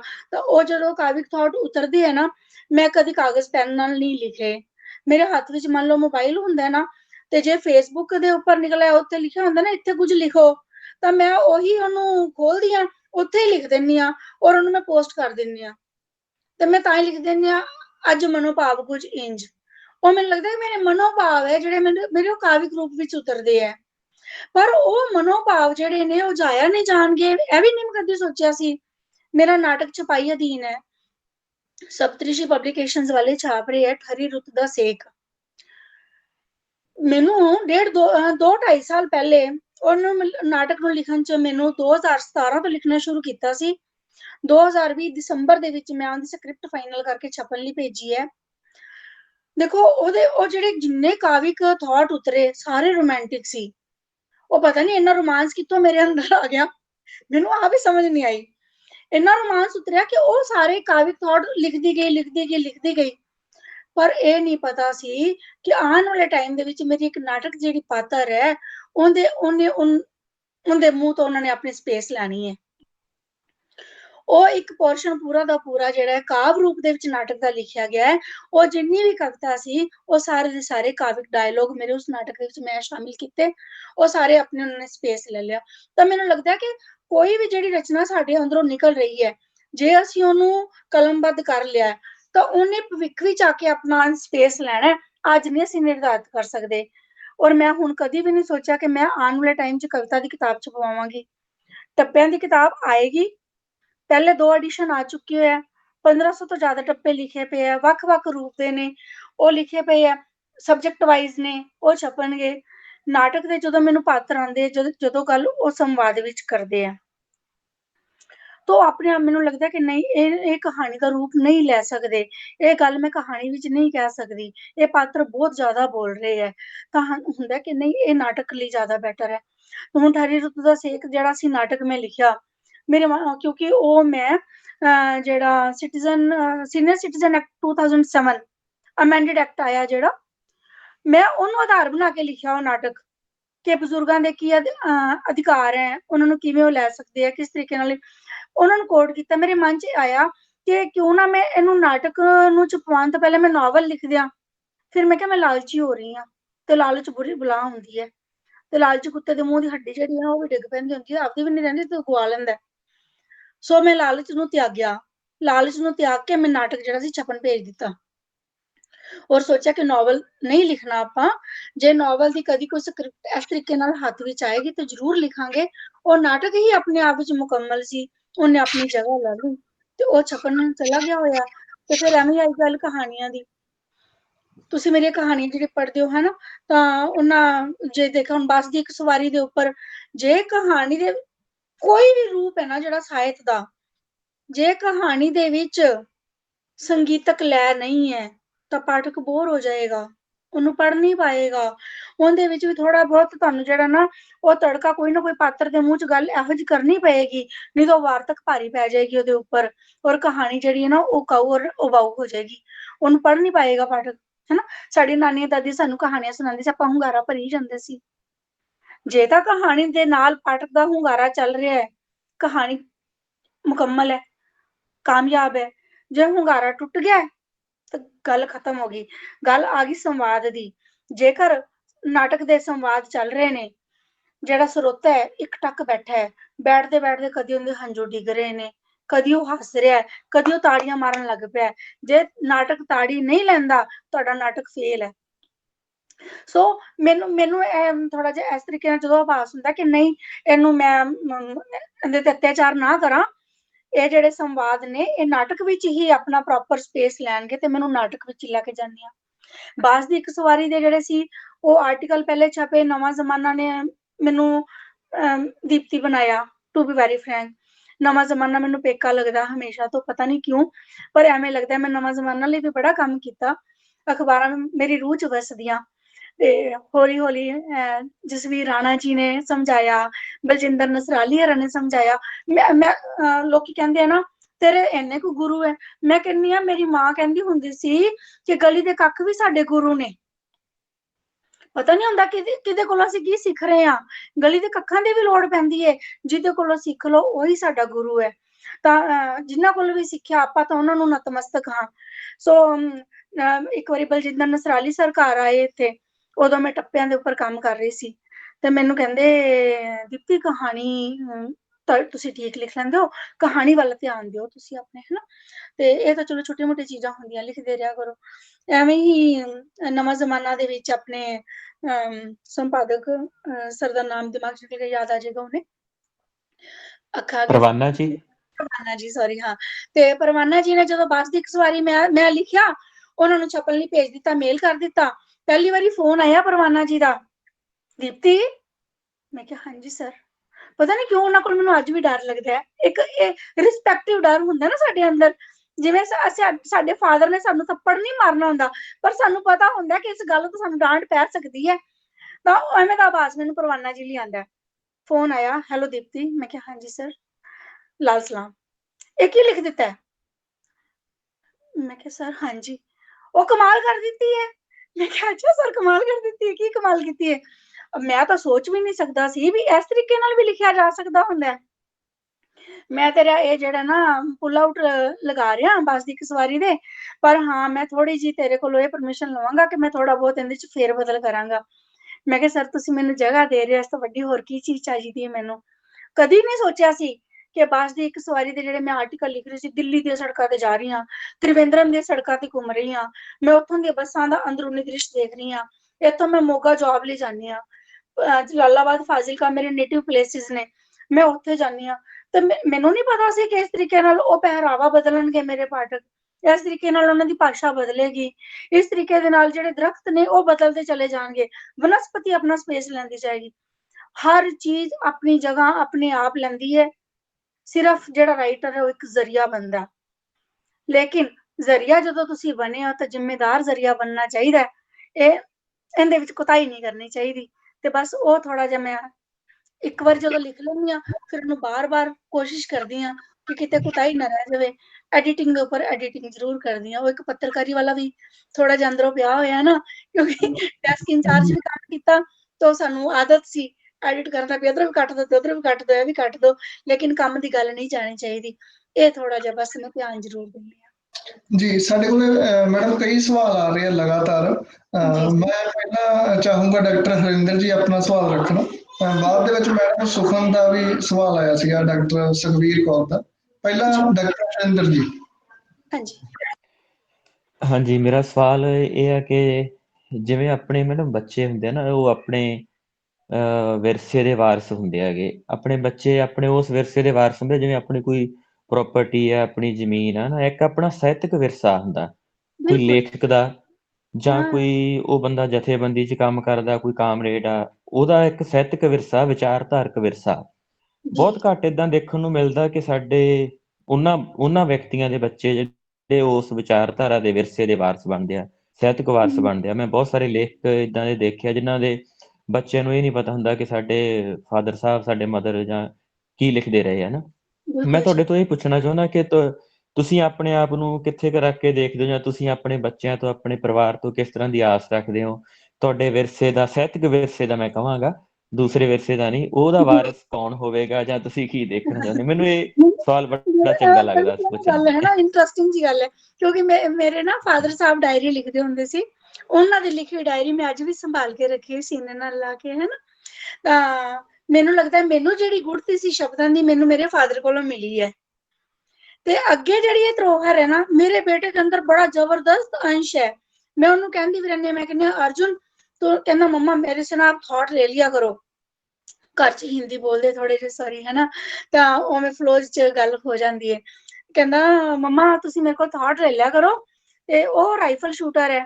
ਕਹਿੰਦਾ ਜਦੋਂ ਮੈਂ ਟਾਰਗੇਟ ਲੈਣਾ, ਟਾਰਗੇਟ ਲੈਣ ਤੋਂ ਗੋਲੀ ਟਾਰਗੇਟ ਤੇ ਲੱਗਣ ਤੱਕ ਦਾ ਇੱਕ ਸਫ਼ਰ ਹੁੰਦਾ ਹੈ।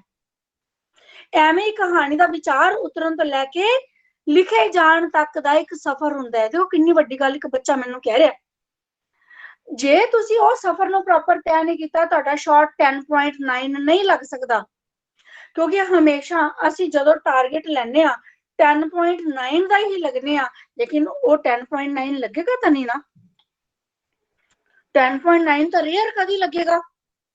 ਸੋ ਕਦੀ ਵੀ ਤੁਸੀਂ ਪਰਫੈਕਟ ਦੇਣ ਦੀ ਕੋਸ਼ਿਸ਼ ਕਰਨੀ ਹੈ, ਲੇਕਿਨ ਪਰਫੈਕਟ ਦੇਣ ਦੇ ਚੱਕਰ ਵਿੱਚ ਨਹੀਂ ਪੈਣਾ ਕਦੀ ਵੀ। ਮੈਂ ਪਿਛਲੇ ਸਾਲ 'ਚ ਪੂਰਾ ਕੋਈ ਵੀ ਕਹਾਣੀ ਫਾਈਨਲ ਨਹੀਂ ਕਰ ਪਾਈ।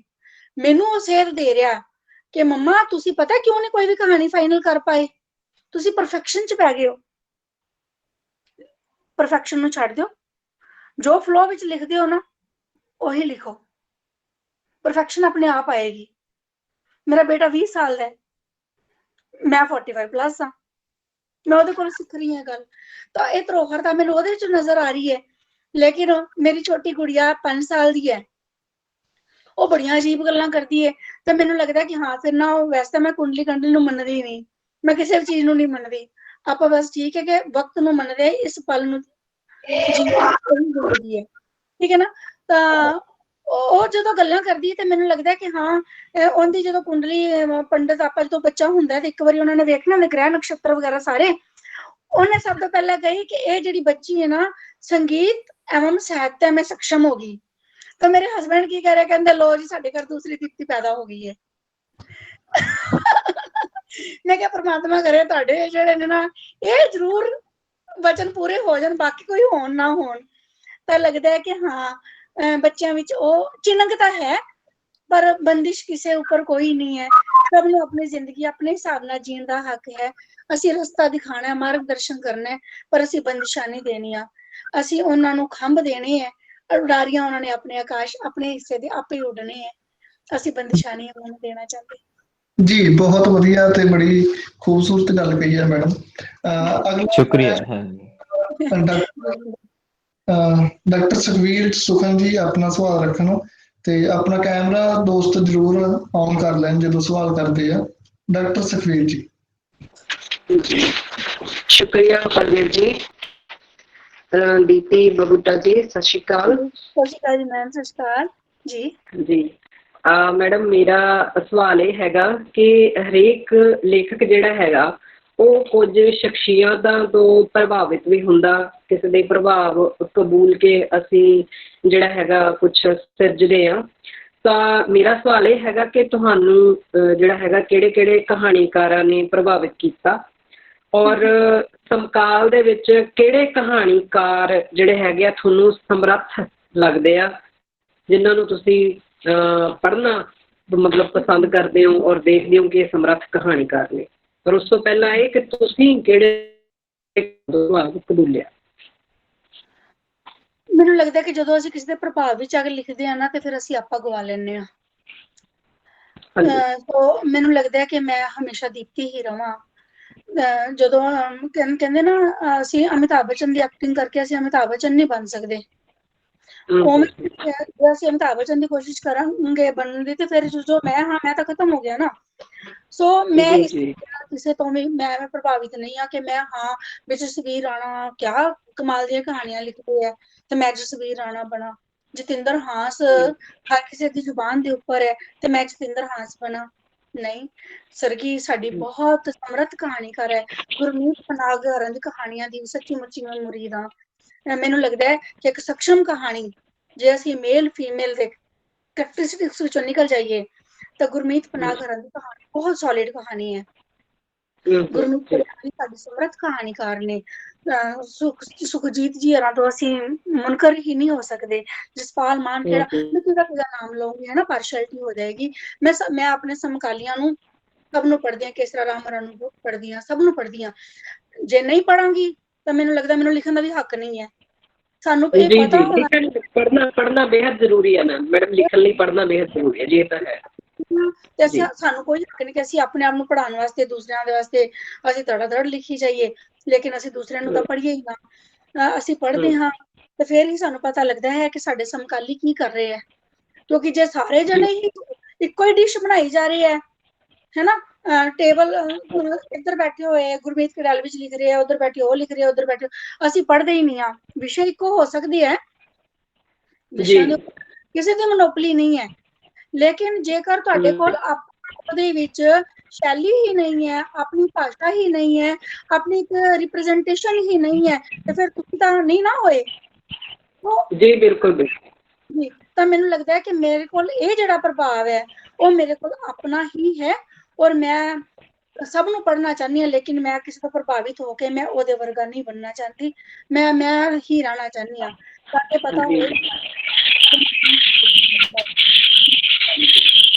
ਥੈਂਕ ਯੂ ਮੈਮ, ਬਹੁਤ ਅੱਛਾ ਤੁਸੀਂ ਜਵਾਬ ਦਿੱਤਾ ਜੀ, ਸ਼ੁਕਰੀਆ। Thank you ma'am. ਜੀ ਸ਼ੁਕਰੀਆ ਮੈਡਮ ਸੁਖਨ ਜੀ, ਤੇ ਬਹੁਤ ਵਧੀਆ ਜਵਾਬ ਸੀ ਮੈਡਮ ਤੁਹਾਡਾ। ਅੱਗੇ ਜੀ ਡਾਕਟਰ ਸੁਨੀਤਾ ਸਿੰਗਲਾ ਜੀ ਸਵਾਲ ਚਾਹੁੰਦੇ ਸੀ। ਡਾਕਟਰ ਸੁਨੀਤਾ ਸਿੰਗਲਾ ਜੀ।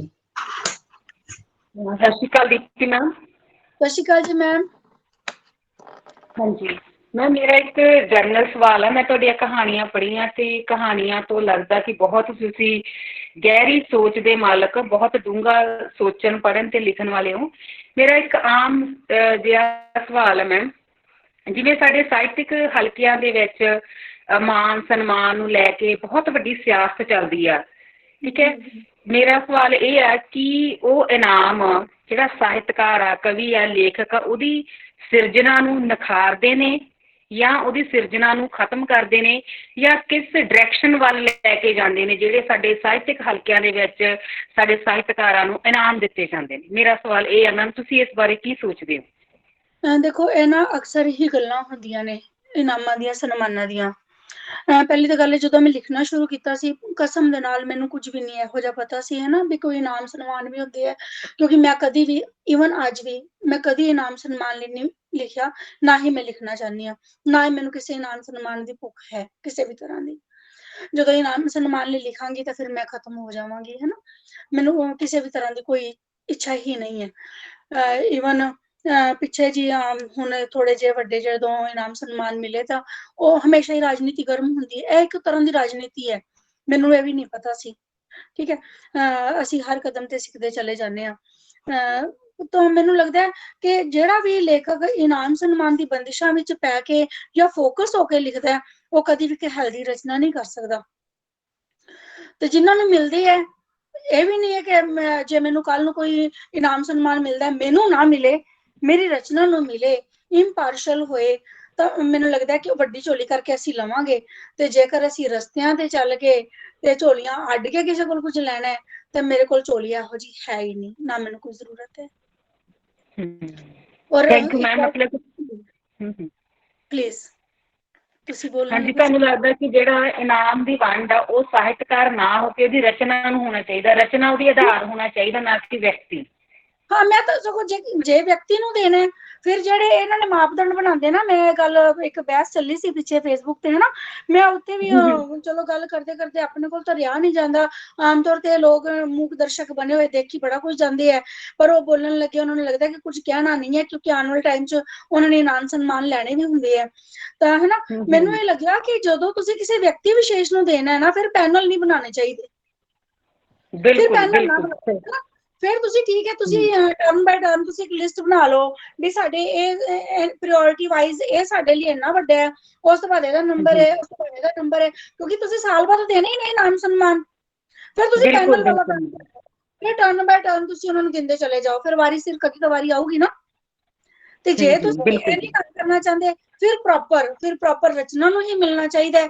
ਜੇ ਰਚਨਾ ਨੂੰ ਮਿਲਿਆ ਹੋਏਗਾ ਤਾਂ ਫਿਰ ਕਦੀ ਸਵਾਲ ਵੀ ਨਹੀਂ ਉੱਠਣਗੇ ਜੀ ਕਿਸੇ ਵਿਅਕਤੀ ਵਿਸ਼ੇਸ਼ ਨੂੰ ਫੋਕਸ ਕਰਕੇ ਮਿਲਣਗੇ, ਸਵਾਲ ਹੀ ਉਦੋਂ ਉੱਠਦੇ ਆ। ਜੀ ਜੀ ਬਿਲਕੁਲ ਦਰੁਸਤ ਲੱਗਦਾ ਮੈਨੂੰ ਤੁਹਾਡੀ ਗੱਲ ਮੈਡਮ। ਜੀ ਡਾਕਟਰ ਸੁਨੀਤਾ ਸਿੰਗਲਾ ਜੀ ਦਾ ਅਸੀਂ ਧੰਨਵਾਦ ਕਰਦੇ ਹਾਂ ਪ੍ਰੋਗਰਾਮ ਦੇ ਵਿੱਚ ਸਵਾਲ ਜਵਾਬ ਦੇ ਲਈ।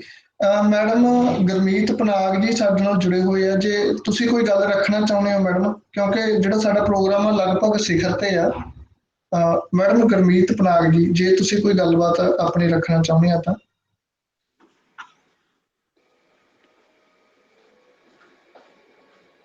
ਚਲੋ ਉਨੀ ਦੇਰ ਇੱਕ ਮੈਡਮ ਵੀਰਪਾਲ ਸਿੱਧੂ ਜੀ ਦਾ ਸਵਾਲ ਸੀਗਾ, ਮੈਂ ਚਾਹੂੰਗਾ ਉਹ ਆਪਣਾ ਕੈਮਰਾ ਆਨ ਕਰਕੇ ਆਪਣੀ ਗੱਲਬਾਤ ਉਹ ਮੈਡਮ ਨਾਲ ਖੁਦ ਕਰ ਲੈਣ। ਵੀਰਪਾਲ ਕੌਰ ਜੀ।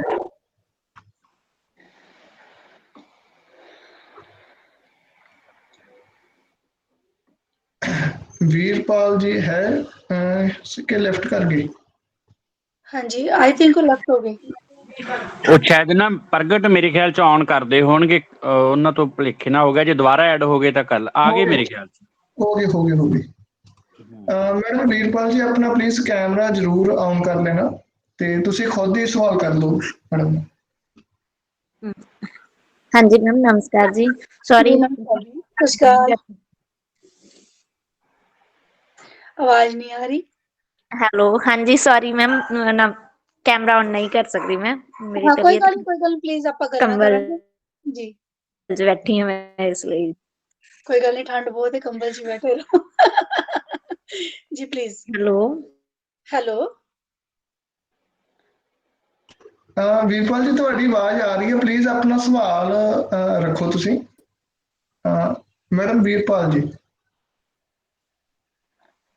ਮੇਰੇ ਖਿਆਲ ਕੋਈ ਹਾਂ ਬੋਲੋ ਜੀ। ਸ਼ਾਇਦ ਜੀ। ਚਲੋ ਮੈਡਮ ਜੇ ਤੁਸੀਂ ਤੁਹਾਡੀ ਜ਼ਿਆਦਾ ਨੈਟਵਰਕ ਇਸ਼ੂ ਹੈ ਤਾਂ ਪਲੀਜ਼ ਤੁਸੀਂ ਆਪਣਾ ਜੇ ਛੋਟਾ ਸਵਾਲ ਆ ਤਾਂ ਟੈਕਸਟ ਕਰ ਦਿਓ, ਤੁਹਾਡੇ ਬਿਹਾਫ ਤੇ ਮੈਂ ਮੈਡਮ ਨੂੰ ਸਵਾਲ ਕਰ ਦਵਾਂਗਾ। ਹਾਂ ਦੇਖ ਲਓ ਸਰ ਆਵਾਜ਼ ਹੁਣ। ਹਾਂਜੀ ਆਉਣ ਦਿਓ। ਹਾਂਜੀ ਮੈਮ ਮੇਰਾ ਮਤਲਬ ਕਹਾਣੀ ਲਿਖਣੀ ਸ਼ੁਰੂ ਕਿਸ ਤਰ੍ਹਾਂ ਕੀਤੀ ਜਾਂਦੀ ਹੈ ਜੀ? ਦੇਖੋ ਉਹੀ ਗੱਲ ਆ ਗਈ ਨਾ, ਸਿਰਜਣ ਪ੍ਰਕਿਰਿਆ ਦੀ ਗੱਲ ਆ ਗਈ ਹੈ ਨਾ। ਸਾਨੂੰ ਪਤਾ ਹੀ ਨਹੀਂ, ਮਿੱਥ ਕੇ ਕਦੀ ਕਹਾਣੀ ਨਹੀਂ ਲਿਖੀ ਜਾ ਸਕਦੀ, ਮਿੱਥ ਕੇ ਕੁਝ ਵੀ ਨਹੀਂ ਕੀਤਾ ਜਾ ਸਕਦਾ। ਤੁਸੀਂ ਮਿੱਥ ਕੇ ਨਾ ਰੋਟੀ ਵੀ ਜੇ ਬਣਾਉਣਾ ਚਾਹੋ ਨਾ, ਤੁਸੀਂ ਸੋਚੋ ਕਿ ਮੈਂ ਨਮਕ ਵਾਲੀ ਪਰੌਂਠੀ ਇਸ ਤਰੀਕੇ ਦੀ ਬਣਾਉਣੀ ਹੈ, ਤੁਸੀਂ ਮਿੱਥੀ ਹੋਈ ਤਾਂ ਉਹ ਪਰੌਂਠੀ ਵੀ ਨਹੀਂ ਬਣਾ ਸਕਦੇ।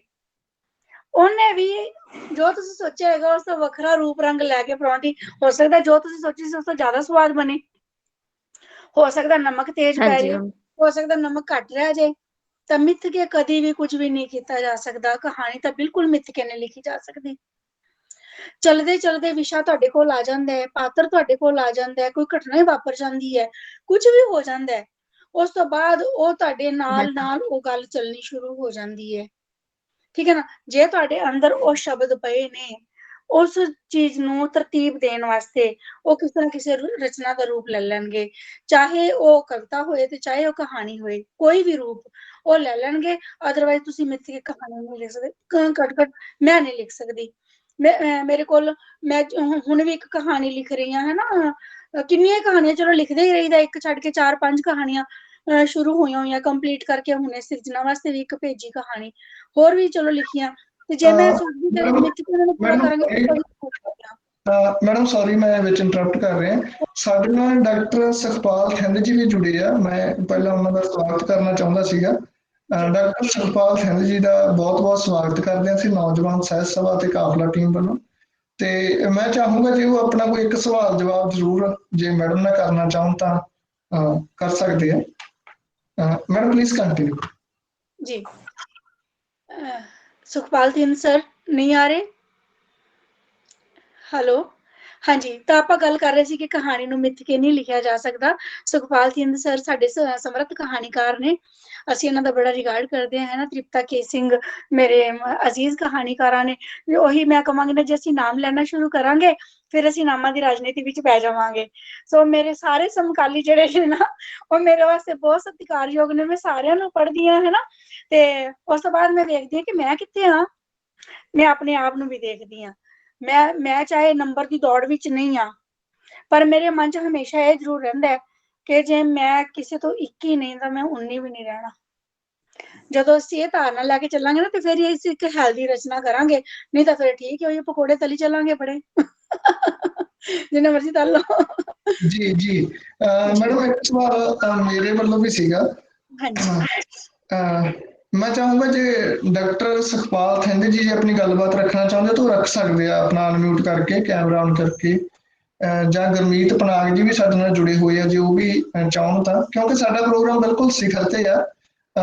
ਲਗਭਗ 5-10 ਮਿੰਟ ਦੇ ਵਿੱਚ ਅਸੀਂ ਪ੍ਰੋਗਰਾਮ ਸਮਾਪਤੀ ਵੱਲ ਲੈ ਕੇ ਜਾਵਾਂਗੇ। ਤਾਂ ਮੇਰੀ ਦੋਨਾਂ ਸਾਡੇ ਬੜੇ ਹੀ ਵੱਡੇ ਕਹਾਣੀਕਾਰਾਂ ਤੇ ਆਲੋਚਕਾਂ ਨੂੰ ਗੁਜ਼ਾਰਿਸ਼ ਹੈ ਜੀ ਉਹ ਚਾਹੁਣ ਤਾਂ ਉਸ ਦੇ ਨਾਲ ਹੀ ਮੇਰਾ ਇੱਕ ਸਵਾਲ ਮੈਡਮ, ਜਿਵੇਂ ਤੁਸੀਂ ਗੱਲਾਂ ਦੇ ਵਿੱਚ ਗੱਲ ਕਰ ਰਹੇ ਸੀ ਮੈਂ ਇੰਨਾ ਰੋਮਾਂਸ ਪਤਾ ਨਹੀਂ ਕਿੱਥੋਂ ਕਵਿਤਾਵਾਂ ਦੇ ਵਿੱਚ ਆ ਗਿਆ, ਜਾਂ ਮੈਂ ਇਹ ਜਾਣਨਾ ਚਾਹੁੰਦਾ ਸੀ ਵੈਸੇ ਕਈ ਕਹਾਣੀਕਾਰ ਜਾਂ ਏਦਾਂ ਸਾਹਿਤਕ ਹਲਕਿਆਂ ਦੇ ਵਿੱਚ ਮੰਨਿਆ ਜਾਂਦਾ ਹੈ ਵੀ ਜੇ ਰੋਮਾਂਸ ਤੋਂ ਬਿਨਾਂ ਕਹਾਣੀ ਨਹੀਂ ਚੱਲੂਗੀ, ਰੋਮਾਂਸ ਥੋੜਾ ਬਹੁਤ ਜ਼ਰੂਰੀ ਹੈ ਕਹਾਣੀ ਦੇ ਵਿੱਚ। ਤਾਂ ਇਸੇ ਤਰ੍ਹਾਂ ਦੀਆਂ ਤੁਸੀਂ ਮਤਲਬ ਥੋੜੀ ਬਹੁਤ ਰੋਮਾਂਸ ਦੇ ਨਾਲ, ਜਿਵੇਂ ਬਦਨਾਮ ਬਸਤੀ ਦੀ ਗੱਲ ਕਰ ਲਈ ਜਾਂ ਪਿੱਛਾ ਰਹੇਗਾ ਦੂਰ ਦੇ ਵਿੱਚ ਵੀ ਥੋੜੀ ਬਹੁਤ ਉਹਦਾ ਸੰਖੇਪ ਜਿਹਾ ਵਰਣਨ ਆਉਂਦਾ ਹੈ।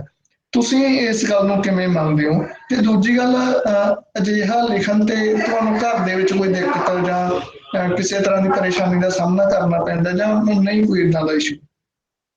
ਦੇਖੋ, ਜਿਹੜੀ ਪਹਿਲੇ ਮੈਂ ਡਾਕਟਰ ਤਾਰਾ ਸਿੰਘ ਆਲਮ ਹੋਰਾਂ ਦੀ ਗੱਲ ਕਰ ਰਹੀ ਸੀ ਨਾ, ਉਹਨਾਂ ਨੇ ਜਦੋਂ ਇਹ ਕਿਹਾ, ਕਹਿੰਦੇ ਵੀ ਜੇ ਤੁਸੀਂ ਇਸ ਚੀਜ਼ 'ਚ ਫਸ ਕੇ ਰਹਿ ਗਏ ਕਿ ਬੀਇੰਗ ਅ ਫੀਮੇਲ, ਹਾਏ ਮੈਂ ਤਾਂ ਔਰਤ ਹਾਂ, ਲੋਕੀ ਮੇਰੇ ਬਾਰੇ ਕੀ ਕਹਿਣਗੇ। ਮੈਂ ਡੀਏਵੀ ਕਾਲਜ ਵਿੱਚ ਲੈਕਚਰਰ ਸੀ। ਮੈਂ ਸਭ ਤੋਂ ਪਹਿਲੇ ਮੈਂ ਸ਼ੁਰੂਆਤ ਕੀਤੀ ਕਿ ਕੁੜੀਆਂ ਮੁੰਡਿਆਂ ਨੂੰ ਨਾ ਅਲੱਗ-ਅਲੱਗ ਬਿਠਾਉਂਦੇ ਹੁੰਦੇ ਸੀ ਨਾ, ਡੈਸਕ ਗਰਲਸ ਦੇ ਅਲੱਗ, ਬॉयਜ਼ ਦੇ ਅਲੱਗ। ਉਹ ਕੁੜੀਆਂ ਮੁੰਡਿਆਂ ਨੂੰ ਵੇਖੀ ਜਾਂਦੀਆਂ ਤੇ ਮੁੰਡੇ ਕੁੜੀਆਂ ਨੂੰ ਵੇਖੀ ਜਾਂਦੇ ਆ। ਦੇਖੋ, ਆਪੋਜ਼ਿਟ ਸੈਕਸ ਦੇ ਵਿੱਚ ਤੁਹਾਡਾ ਧਿਆਨ ਰਹਿਣਾ ਇਹ ਕੋਈ ਬੁਰਾਈ ਨਹੀਂ ਹੈ, ਪਰ ਜਦੋਂ ਤੁਸੀਂ ਬੰਦਿਸ਼ਾਂ ਲਗਾਓਗੇ ਤਾਂ ਜਿਸ ਚੀਜ਼ ਤੋਂ ਰੋਕੋਗੇ ਧਿਆਨ ਤੁਹਾਡਾ ਬਦੋ-ਬਦੀ ਉਧਰ ਜਾਣਾ ਹੀ ਜਾਣਾ। ਆਪਾਂ ਨੂੰ ਕਿਹਾ ਵੀ ਦੇਖੋ, ਡਿਸਟਰਬੈਂਸ ਨਹੀਂ ਚਾਹੀਦੀ, ਮੈਨੂੰ ਮੇਰਾ ਕੰਮ ਪੂਰਾ ਹੋਣਾ ਚਾਹੀਦਾ। ਜਿਹੜਾ ਜਿੱਥੇ ਜਿਸ ਦੇ ਨਾਲ ਬੈਠਣਾ ਚਾਹੁੰਦਾ ਹੈ ਨਾ, ਉਹ ਉੱਥੇ ਬੈਠੋ। ਔਰ ਸੱਚੀ ਮੁੱਚੀ ਤੁਸੀਂ ਅੱਜ ਵੀ ਮੇਰੇ ਡੀਏਵੀ ਕਾਲਜ ਦੇ ਜਿਸ ਦੌਰਾਨ ਮੈਂ ਕਾਲਜ ਵਿੱਚ ਸੀ, ਤੁਸੀਂ ਮੇਰੇ ਸਬਜੈਕਟ ਦੇ ਰਿਜ਼ਲਟ ਦੇਖੋ, ਤੁਹਾਨੂੰ ਬਾਕੀ ਕਿਸੇ ਵੀ ਸਾਲ ਦੇ ਵਿੱਚ ਉਹੋ ਜਿਹੇ ਰਿਜ਼ਲਟ ਨਹੀਂ ਮਿਲੇ, ਇੰਨੇ ਹੈਲਦੀ ਰਿਜ਼ਲਟ, ਕਿਉਂਕਿ ਉਹਨਾਂ ਦਾ ਧਿਆਨ ਜਿਹੜਾ ਸੀ ਭਟਕਣਾ ਖਤਮ ਹੋ ਗਈ ਨਾ। ਤਾਂ ਰੋਮਾਂਸ ਦੇ ਉੱਪਰ ਸਾਡਾ ਸਮਾਜ ਜਿਹੜਾ ਹੈ ਨਾ, ਇਹ ਬੰਦਿਸ਼ਾਂ ਇਸ ਤਰੀਕੇ ਦੀਆਂ ਲਗਾਉਂਦਾ ਹੈ। ਇਹੀ ਕਾਰਨ ਹੈ ਕਿ ਸਾਡੇ ਜਿਹੜੇ ਨੇ ਅਵੈਧ ਸੰਬੰਧ ਵਧਦੇ ਤੇ ਸਾਰਾ ਕੁਝ ਹੁੰਦਾ। ਚਲੋ ਆਪਾਂ ਇਹ ਵਾਲੀਆਂ ਗੱਲਾਂ ਵਿੱਚ ਨਹੀਂ ਪਵਾਂਗੇ, ਪਰ ਰੋਮਾਂਸ ਜੀਵਨ ਦੀ ਜ਼ਰੂਰਤ ਹੈ। ਜਿਵੇਂ ਸਾਨੂੰ ਭੁੱਖ ਲੱਗਦੀ ਹੈ ਰੋਟੀ ਦੀ, ਹੈ ਨਾ, ਉਵੇਂ ਹੀ ਅਸੀਂ ਪਿਆਰ ਤੋਂ ਕੋਰੇ ਕਿਵੇਂ ਜੀ ਸਕਦੇ ਹਾਂ। ਰੋਮਾਂਸ ਤਾਂ ਸਾਡਾ ਬੱਚੇ ਵੀ ਤਾਂ ਸਾਨੂੰ ਪਿਆਰ ਕਰਦੇ ਆ ਨਾ, ਅਸੀਂ ਬੱਚਿਆਂ ਨੂੰ ਵੀ ਪਿਆਰ ਕਰਦੇ ਹਾਂ, ਲੇਕਿਨ ਤੁਹਾਡੇ ਪਿਆਰ ਦੇ ਵਿੱਚ ਛਲ ਨਹੀਂ ਹੋਣਾ ਚਾਹੀਦਾ, ਕਪਟ ਨਹੀਂ ਹੋਣਾ ਚਾਹੀਦਾ। ਤੁਸੀਂ ਮੇਰੀਆਂ ਕਹਾਣੀਆਂ ਦੇ ਵਿੱਚ ਵੇਖੋ, ਤੁਹਾਨੂੰ ਕਿਤੇ ਵੀ ਛਲ ਜਾਂ ਕਪਟ ਨਹੀਂ ਮਿਲੇਗਾ ਮੁਹੱਬਤ ਦੇ ਵਿੱਚ। ਦੂਸਰੀ ਰਹੀ ਗੱਲ, ਮੇਰੀਆਂ ਕਹਾਣੀਆਂ ਦੇ ਵਿੱਚ ਤੁਹਾਨੂੰ ਇਹ ਨਹੀਂ ਮਿਲੇਗਾ ਕਦੀ ਵੀ ਕਿ ਠੀਕ ਹੈ ਜੀ ਮੈਂ ਰਸੋਈ ਵਿੱਚ ਖੜੀ ਹਾਂ, ਮੈਂ ਆਪਣੇ ਪਤੀ ਕੋਲ ਹਾਂ, ਪਰ ਖਿਆਲ ਮੈਨੂੰ ਕਿਸੇ ਹੋਰ ਦਾ ਆ ਰਿਹਾ। ਆਮ ਤੌਰ ਤੇ ਐਵੇਂ ਦੀ ਕਹਾਣੀਆਂ ਲਿਖੀਆਂ ਜਾਂਦੀਆਂ, ਮੈਂ ਐਵੇਂ ਦੀ ਕਹਾਣੀ ਨਹੀਂ ਲਿਖਣਾ ਚਾਹੁੰਦੀ, ਮੈਂ ਲਿਖਦੀ ਵੀ ਨਹੀਂ ਆ। ਮੇਰੀ ਕਹਾਣੀ ਦਾ ਕੇਂਦਰ ਬਿੰਦੂ ਸਮਾਜ ਹੁੰਦਾ ਹੈ। ਸਮਾਜ ਦੇ ਵਿੱਚ ਔਰਤ ਵੀ ਹੈ, ਆਦਮੀ ਵੀ ਹੈ, ਸਮਾਜ ਦੇ ਵਿੱਚ ਰੁੱਖ ਵੀ ਨੇ, ਸਮਾਜ ਦੇ ਵਿੱਚ ਹਵਾ ਵੀ ਹੈ। ਸਮਾਜ ਕਿਸੇ ਵੀ ਚੀਜ਼ ਤੋਂ ਅਛੂਤਾ ਨਹੀਂ ਹੈ। ਸਮਾਜ ਦੇ ਵਿੱਚ ਆਪਾਂ ਕਹਿੰਦੇ ਨਾ, ਮਨੁੱਖਾਂ ਨਾਲ ਸਮਾਜ ਮਨੁੱਖ ਹੈ ਤਾਂ ਸਮਾਜ ਹੈ ਨਾ। ਤੇ ਜੇਕਰ ਹਵਾ ਜੇਕਰ 5 ਤੱਤ ਹੀ ਨਹੀਂ ਹੋਣਗੇ ਤਾਂ ਕਿਸੇ ਵੀ ਚੀਜ਼ ਦੀ ਕੋਈ ਬੁਨਿਆਦ ਹੀ ਨਹੀਂ ਰਹੇਗੀ। ਸੋ ਮੇਰੀ ਕਹਾਣੀ ਦਾ ਤਾਂ ਸਾਰਾ ਕੁਝ ਮੇਨ ਪਾਤਰ ਜਿਹੜਾ ਉਹਦੇ ਵਿੱਚ ਸਾਰਾ ਕੁਝ ਹੀ ਆਉਂਦਾ ਜੀ ਜੀ ਕੁਝ ਹੈ ਤੇ ਇਹੀ ਮੇਰਾ ਰੋਮਾਂਸ ਹੈ, ਇਹੀ ਮੇਰੀ ਮੁਹੱਬਤ ਹੈ। ਤਾਂ ਲੇਕਿਨ ਉਹ ਪਾਕ ਹੋਣੀ ਚਾਹੀਦੀ, ਪਵਿੱਤਰ ਹੋਣੀ ਚਾਹੀਦੀ ਹੈ, ਉਹਦੇ ਵਿੱਚ ਛਲ ਕਪਟ ਦੁਸ਼ਟਤਾ ਨਹੀਂ ਹੋਣੀ ਚਾਹੀਦੀ, ਔਰ ਇਹ ਚੀਜ਼ਾਂ ਤੁਹਾਨੂੰ ਮੇਰੀ ਕਹਾਣੀ ਵਿੱਚ ਕਦੀ ਨਹੀਂ ਮਿਲਣਗੀਆਂ। ਜੀ ਜੀ ਤਾਂ ਅਸੀਂ ਕਹਿ ਸਕਦੇ ਹਾਂ ਵੀ ਮੈਡਮ ਦੀਪਤੀ ਜੀ ਜੋ ਜੇ ਅਸੀਂ ਰੋਮਾਂਸ ਦੀ ਗੱਲ ਕਰਦੇ ਹਾਂ ਜਾਂ ਸਮਾਜ ਦੀ ਗੱਲ ਕਰਦੇ ਹਾਂ ਤਾਂ ਉਹ ਜਿਹੜਾ ਸਾਡਾ ਇੱਕ ਕਦਰਾਂ ਕੀਮਤਾਂ ਨਾਲ ਭਰਿਆ ਭਕੰਨਿਆ ਸਮਾਜ ਜਾਂ ਪਰਿਵਾਰ ਦੀਆਂ ਜਿਹੜਾ ਮੁਹੱਬਤ ਆ ਜਾਂ ਜਿਹੜਾ ਮੋਹ ਆ ਉਹਦੀ ਮੈਡਮ ਝੰਡਾ ਬਰਦਾਰ ਨੇ ਜਾਂ ਉਹਦਾ ਲਿਖਣ ਜਾਂ ਪੇਸ਼ ਕਰਨ ਵਾਲੇ ਕਹਾਣੀਕਾਰਾਂ ਨੇ। ਤਾਂ ਸਾਡੇ ਨਾਲ ਇੱਕ ਮੈਡਮ ਮਨਜੋਤ ਜੀ ਸੀਗੇ, ਮਨਜੋਤ ਜੀ ਸਵਾਲ ਕਰਨਾ ਚਾਹੁੰਦੇ ਸੀ ਤੁਹਾਨੂੰ ਮੇਰੇ ਖਿਆਲ 'ਚ। ਜੀ ਮੈਡਮ ਮਨਜੋਤ ਜੀ ਨੂੰ ਮੈਂ ਚਾਹੂੰਗਾ ਉਹ ਆਪਣਾ ਕੈਮਰਾ ਔਨ ਕਰਕੇ ਖੁਦ ਮੈਡਮ ਜੀ ਨੂੰ ਮੁਖਾਤਬ ਹੋਣ। ਹਾਂਜੀ ਸਰ। ਸਤਿ ਸ਼੍ਰੀ ਅਕਾਲ ਮੈਮ। ਸਤਿ ਸ਼੍ਰੀ ਅਕਾਲ ਸਰ। ਸਤਿ ਸ਼੍ਰੀ ਅਕਾਲ। ਕੈਮਰਾ ਜ਼ਰੂਰ ਔਨ ਕਰ ਲਓ ਜੀ। ਜੀ ਐਕਚੁਅਲੀ ਸਰ ਪ੍ਰੋਬਲਮ ਕਿ ਮੈਂ ਬਾਹਰ ਆਈ ਹੋਈ ਹਾਂ ਸਰ, ਔਰ ਇੱਥੇ ਹਨੇਰਾ ਹੈ ਤਾਂ ਕੁਝ ਦਿਖੇ ਨਹੀਂ। ਚਲੋ ਓਕੇ ਓਕੇ ਜੀ ਹਾਂਜੀ, ਬਹੁਤ ਬਹੁਤ ਤੁਸੀਂ ਮੈਨੂੰ ਇੱਕ ਆਪਣਾ ਸਪੈਸ਼ਲ ਟਾਈਮ ਦਿੱਤਾ, thank you so much ma'am. ਸ਼ੁਕਰੀਆ ਮੈਮ ਮੈਂ ਜਿੱਦਾਂ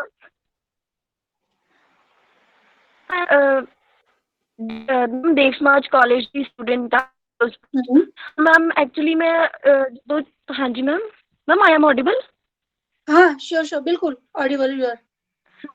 ਹਾਂਜੀ ਮੈਮ, ਤਾਂ ਮੈਮ ਮੈਂ ਤੁਹਾਨੂੰ ਇਹ ਪੁੱਛਣਾ ਚਾਹੁੰਦੀ ਸੀ ਮੈਮ, ਜਦੋਂ ਤੁਸੀਂ ਸ਼ੁਰੂਆਤ ਕੀਤੀ ਸੀ ਤਾਂ ਤੁਸੀਂ ਸ਼ਬਦਾਂ ਦਾ ਭੰਡਾਰ ਮੈਮ ਕਿੱਥੋਂ ਲਿਆ? ਕਿਉਂਕਿ ਐਕਚੁਅਲੀ ਮੈਮ ਮੇਰੇ ਨਾਲ ਇੱਦਾਂ ਹੁੰਦਾ ਹੈ ਕਿ ਜਿੱਦਾਂ ਮੈਂ ਕੋਈ ਕੰਮ ਵੀ ਕਰ ਰਹੀ ਹੁੰਦੀ ਹਾਂ ਜਾਂ ਮੈਂ ਕੁਛ ਦੇਖ ਰਹੀ ਹੁੰਦੀ ਹਾਂ ਤਾਂ ਉਹ ਕੁਦਰਤੀ ਰੂਪ 'ਚ ਹੀ ਜੋ ਵੀ ਆਸੇ ਪਾਸੇ ਮੈਮ ਹੋ ਰਿਹਾ ਮੇਰੇ ਆਲੇ ਦੁਆਲੇ, ਉਹਦੇ ਨਾਲ ਮੇਰੀਆਂ ਤੁੱਕਾਂ ਤਾਂ ਮੈਮ ਬਣ ਜਾਂਦੀਆਂ, ਪਰ ਮੈਨੂੰ ਕਦੇ ਕਦੇ ਲੱਗਦਾ ਹੈ ਕਿ ਮੈਂ ਜੋ ਐਗਜ਼ੈਕਟ ਵਰਡਸ ਜੋ ਬੜੇ ਜ਼ਿਆਦਾ ਉੱਥੇ ਪਰਫੈਕਟ ਵਰਡਸ ਹੁੰਦੇ ਮੈਮ ਮੈਂ ਉਹ ਕਦੇ ਦੇ ਨਹੀਂ ਪਾਉਂਦੀ, ਤਾਂ ਮੈਨੂੰ ਲੱਗਦਾ ਹੈ ਕਿ ਸ਼ਾਇਦ ਮੇਰੇ ਕੋਲ ਸ਼ਬਦਾਂ ਦਾ ਭੰਡਾਰ ਬਹੁਤ ਘੱਟ ਹੈ। ਤਾਂ ਮੈਮ ਮੈਨੂੰ ਤੁਸੀਂ ਪਲੀਜ਼ ਸੁਜੈਸਟ ਕਰ ਦਿਓ ਕਿ ਉਹ ਸ਼ਬਦਾਂ ਦਾ ਭੰਡਾਰ ਤੁਸੀਂ ਜਦੋਂ ਸ਼ੁਰੂਆਤ ਕੀਤੀ ਸੀ ਤਾਂ ਤੁਸੀਂ ਕਿੱਦਾਂ ਸ਼ਬਦ ਆਪਣੇ ਜੋ ਪਰਫੈਕਟ ਕੀਤੇ? ਦੇਖੋ ਉਹ ਨਾ ਗੱਲ ਆ ਗਈ ਫਾਰਮੇਸ਼ਨ ਦੀ, ਹੈ ਨਾ। ਜਦੋਂ ਅਸੀਂ ਕੋਈ ਵੀ ਫਾਰਮੈਟ, ਹੁਣ ਸਾਡੇ ਅੰਦਰ ਕਹਾਵਤਾਂ ਨੇ, ਲੋਕੋਕਤੀਆਂ ਨੇ, ਹੈ ਨਾ, ਇਹ ਆਪਣੇ ਆਪ ਚਲਦੀਆਂ। ਜਦੋਂ ਅਸੀਂ ਸਾਡੇ ਸਭ ਤੋਂ ਪਹਿਲੇ ਕਿ ਅਸੀਂ ਕਿਸ ਮਾਹੌਲ ਦੇ ਵਿੱਚ ਪਲੇ ਬੜੇ, ਅਸੀਂ ਮੰਨ ਲਓ ਸਾਡੀ ਮਾਂ ਦੇ, ਅਸੀਂ ਪਿੰਡ, ਸਾਡਾ ਜਨਮ ਹੋਇਆ ਪਿੰਡ ਦੇ ਵਿੱਚ, ਸਾਡਾ ਆਲਾ ਦੁਆਲਾ ਕਿਵੇਂ ਦਾ, ਉੱਥੋਂ ਦੇ ਜਿਹੜੇ ਮਨੁੱਖ ਨੇ, ਕੋਈ ਵੀ ਰਚਨਾ ਦੇ ਵਿੱਚ ਜਿਹੜੇ ਪਾਤਰ ਨੇ ਮਨੁੱਖ ਹੀ ਹੋਣਗੇ ਨਾ, ਉਹ ਕਿਵੇਂ ਦੀ ਭਾਸ਼ਾ ਬੋਲਦੇ ਹੈ। ਉਹ ਭਾਸ਼ਾ ਜਿਹੜੀ ਹੈ ਪਾਤਰ ਦਾ ਭਾਸ਼ਾ ਬਣ ਕੇ ਆਪਣੇ ਆਪ ਆਪਣਾ ਸਪੇਸ ਲੈਂਦੀ ਹੈ। ਹੁਣ ਮੰਨ ਲਓ ਤੁਸੀਂ ਕਿਹੜੀਆਂ ਕਿਤਾਬਾਂ ਪੜ੍ਹਦੇ ਹੋ, ਉਹ ਕਿਤਾਬਾਂ ਦੇ ਵਿੱਚੋਂ ਕਿੰਨੀ ਵੋਕੈਬਲਰੀ ਤੁਹਾਡੇ ਅਚੇਤ ਮਨ ਵਿੱਚ ਰਹਿ ਗਈ, ਉਹਨੇ ਹੀ ਅੱਗੇ ਚੱਲ ਕੇ ਤੁਹਾਡੇ ਪਾਤਰਾਂ ਦੀ ਜ਼ੁਬਾਨ ਬਣ ਕੇ ਉਹਨੇ ਰਚਨਾ ਦੇ ਵਿੱਚ ਢਲਣਾ ਸ਼ੁਰੂ ਹੋ ਜਾਣਾ। ਬਾਈ ਗੋਡ, ਮੈਂ ਕਦੀ ਵੀ ਆਪਣੇ ਪਾਤਰਾਂ ਦੀ ਭਾਸ਼ਾ ਦੇ ਨੂੰ ਲੈ ਕੇ ਧੱਕਾ ਨਹੀਂ ਕੀਤਾ। ਮੇਰੀ ਇੱਕ ਕਹਾਣੀ ਗੌਤਮੀ ਤੇ ਸ਼ਬਨਮ ਵਾਇਆ ਰੁਲੀਆ, ਉਸਦੇ ਵਿੱਚ ਜਦੋਂ ਉਹ ਯੂਪੀ ਦੇ ਆ ਜਾਂਦੇ ਨੇ ਨਾ ਪਾਤਰ, ਤਾਂ ਉਹ ਉਹੀ ਭਾਸ਼ਾ ਬੋਲ ਰਹੇ ਹੈ, ਲੇਕਿਨ ਮੈਂ ਉਹਦੇ ਉੱਪਰ ਵਰਕਆਊਟ ਕੀਤਾ, ਕਿਉਂਕਿ ਹੁਣ ਤੁਸੀਂ ਮੇਰੇ ਨਾਲ ਭਾਸ਼ਾ ਦਾ ਸਵਾਲ ਖਾਸ ਤੌਰ ਤੇ ਕੀਤਾ ਨਾ, ਤੇ ਹੁਣ ਆਪਾਂ ਨੂੰ ਉਹ ਜਿਹੜੇ ਸ਼ਬਦ ਨੇ, ਹੁਣ ਸਾਡੇ ਕੋਲ ਦੋ ਤਰ੍ਹਾਂ ਦੇ ਪਾਤਰ ਸਾਡੇ ਪੰਜਾਬੀ ਸਮਾਜ ਚ ਵਿਚਰਦੇ, ਬਾਹਰ ਦੀਆਂ ਸਟੇਟਸ ਦੇ, ਇੱਕ ਯੂਪੀ ਦੇ, ਇੱਕ ਬਿਹਾਰ ਦੇ। ਹੁਣ ਯੂਪੀ ਦੇ ਜਿਹੜੇ ਲੋਕ ਹੈ ਉਹਨਾਂ ਦੀ ਭਾਸ਼ਾ ਦੇ ਸ਼ਬਦ ਹੋਰ ਨੇ, ਬਿਹਾਰ ਦੇ ਜਿਹੜੇ ਲੋਕ ਨੇ ਉਹਨਾਂ ਦੀ ਭਾਸ਼ਾ ਦੇ ਸ਼ਬਦ ਹੋਰ ਨੇ ਪ੍ਰੋਨਾਂਸੀਏਸ਼ਨ ਦੇ। ਤਾਂ ਜਦੋਂ ਮੈਂ ਹੁਣ ਯੂਪੀ ਦੇ ਪਾਤਰ ਲੈ ਕੇ ਆਣੇ ਸੀ ਤਾਂ ਮੈਂ ਬਿਹਾਰ ਵਾਲਿਆਂ ਦੀ ਭਾਸ਼ਾ ਤੇ ਨਹੀਂ ਨਾ ਬੁਲਵਾ ਸਕਦੀ ਸੀ, ਤਾਂ ਉਹਦੇ ਉੱਪਰ ਮੈਂ ਵਰਕਆਊਟ ਕੀਤਾ।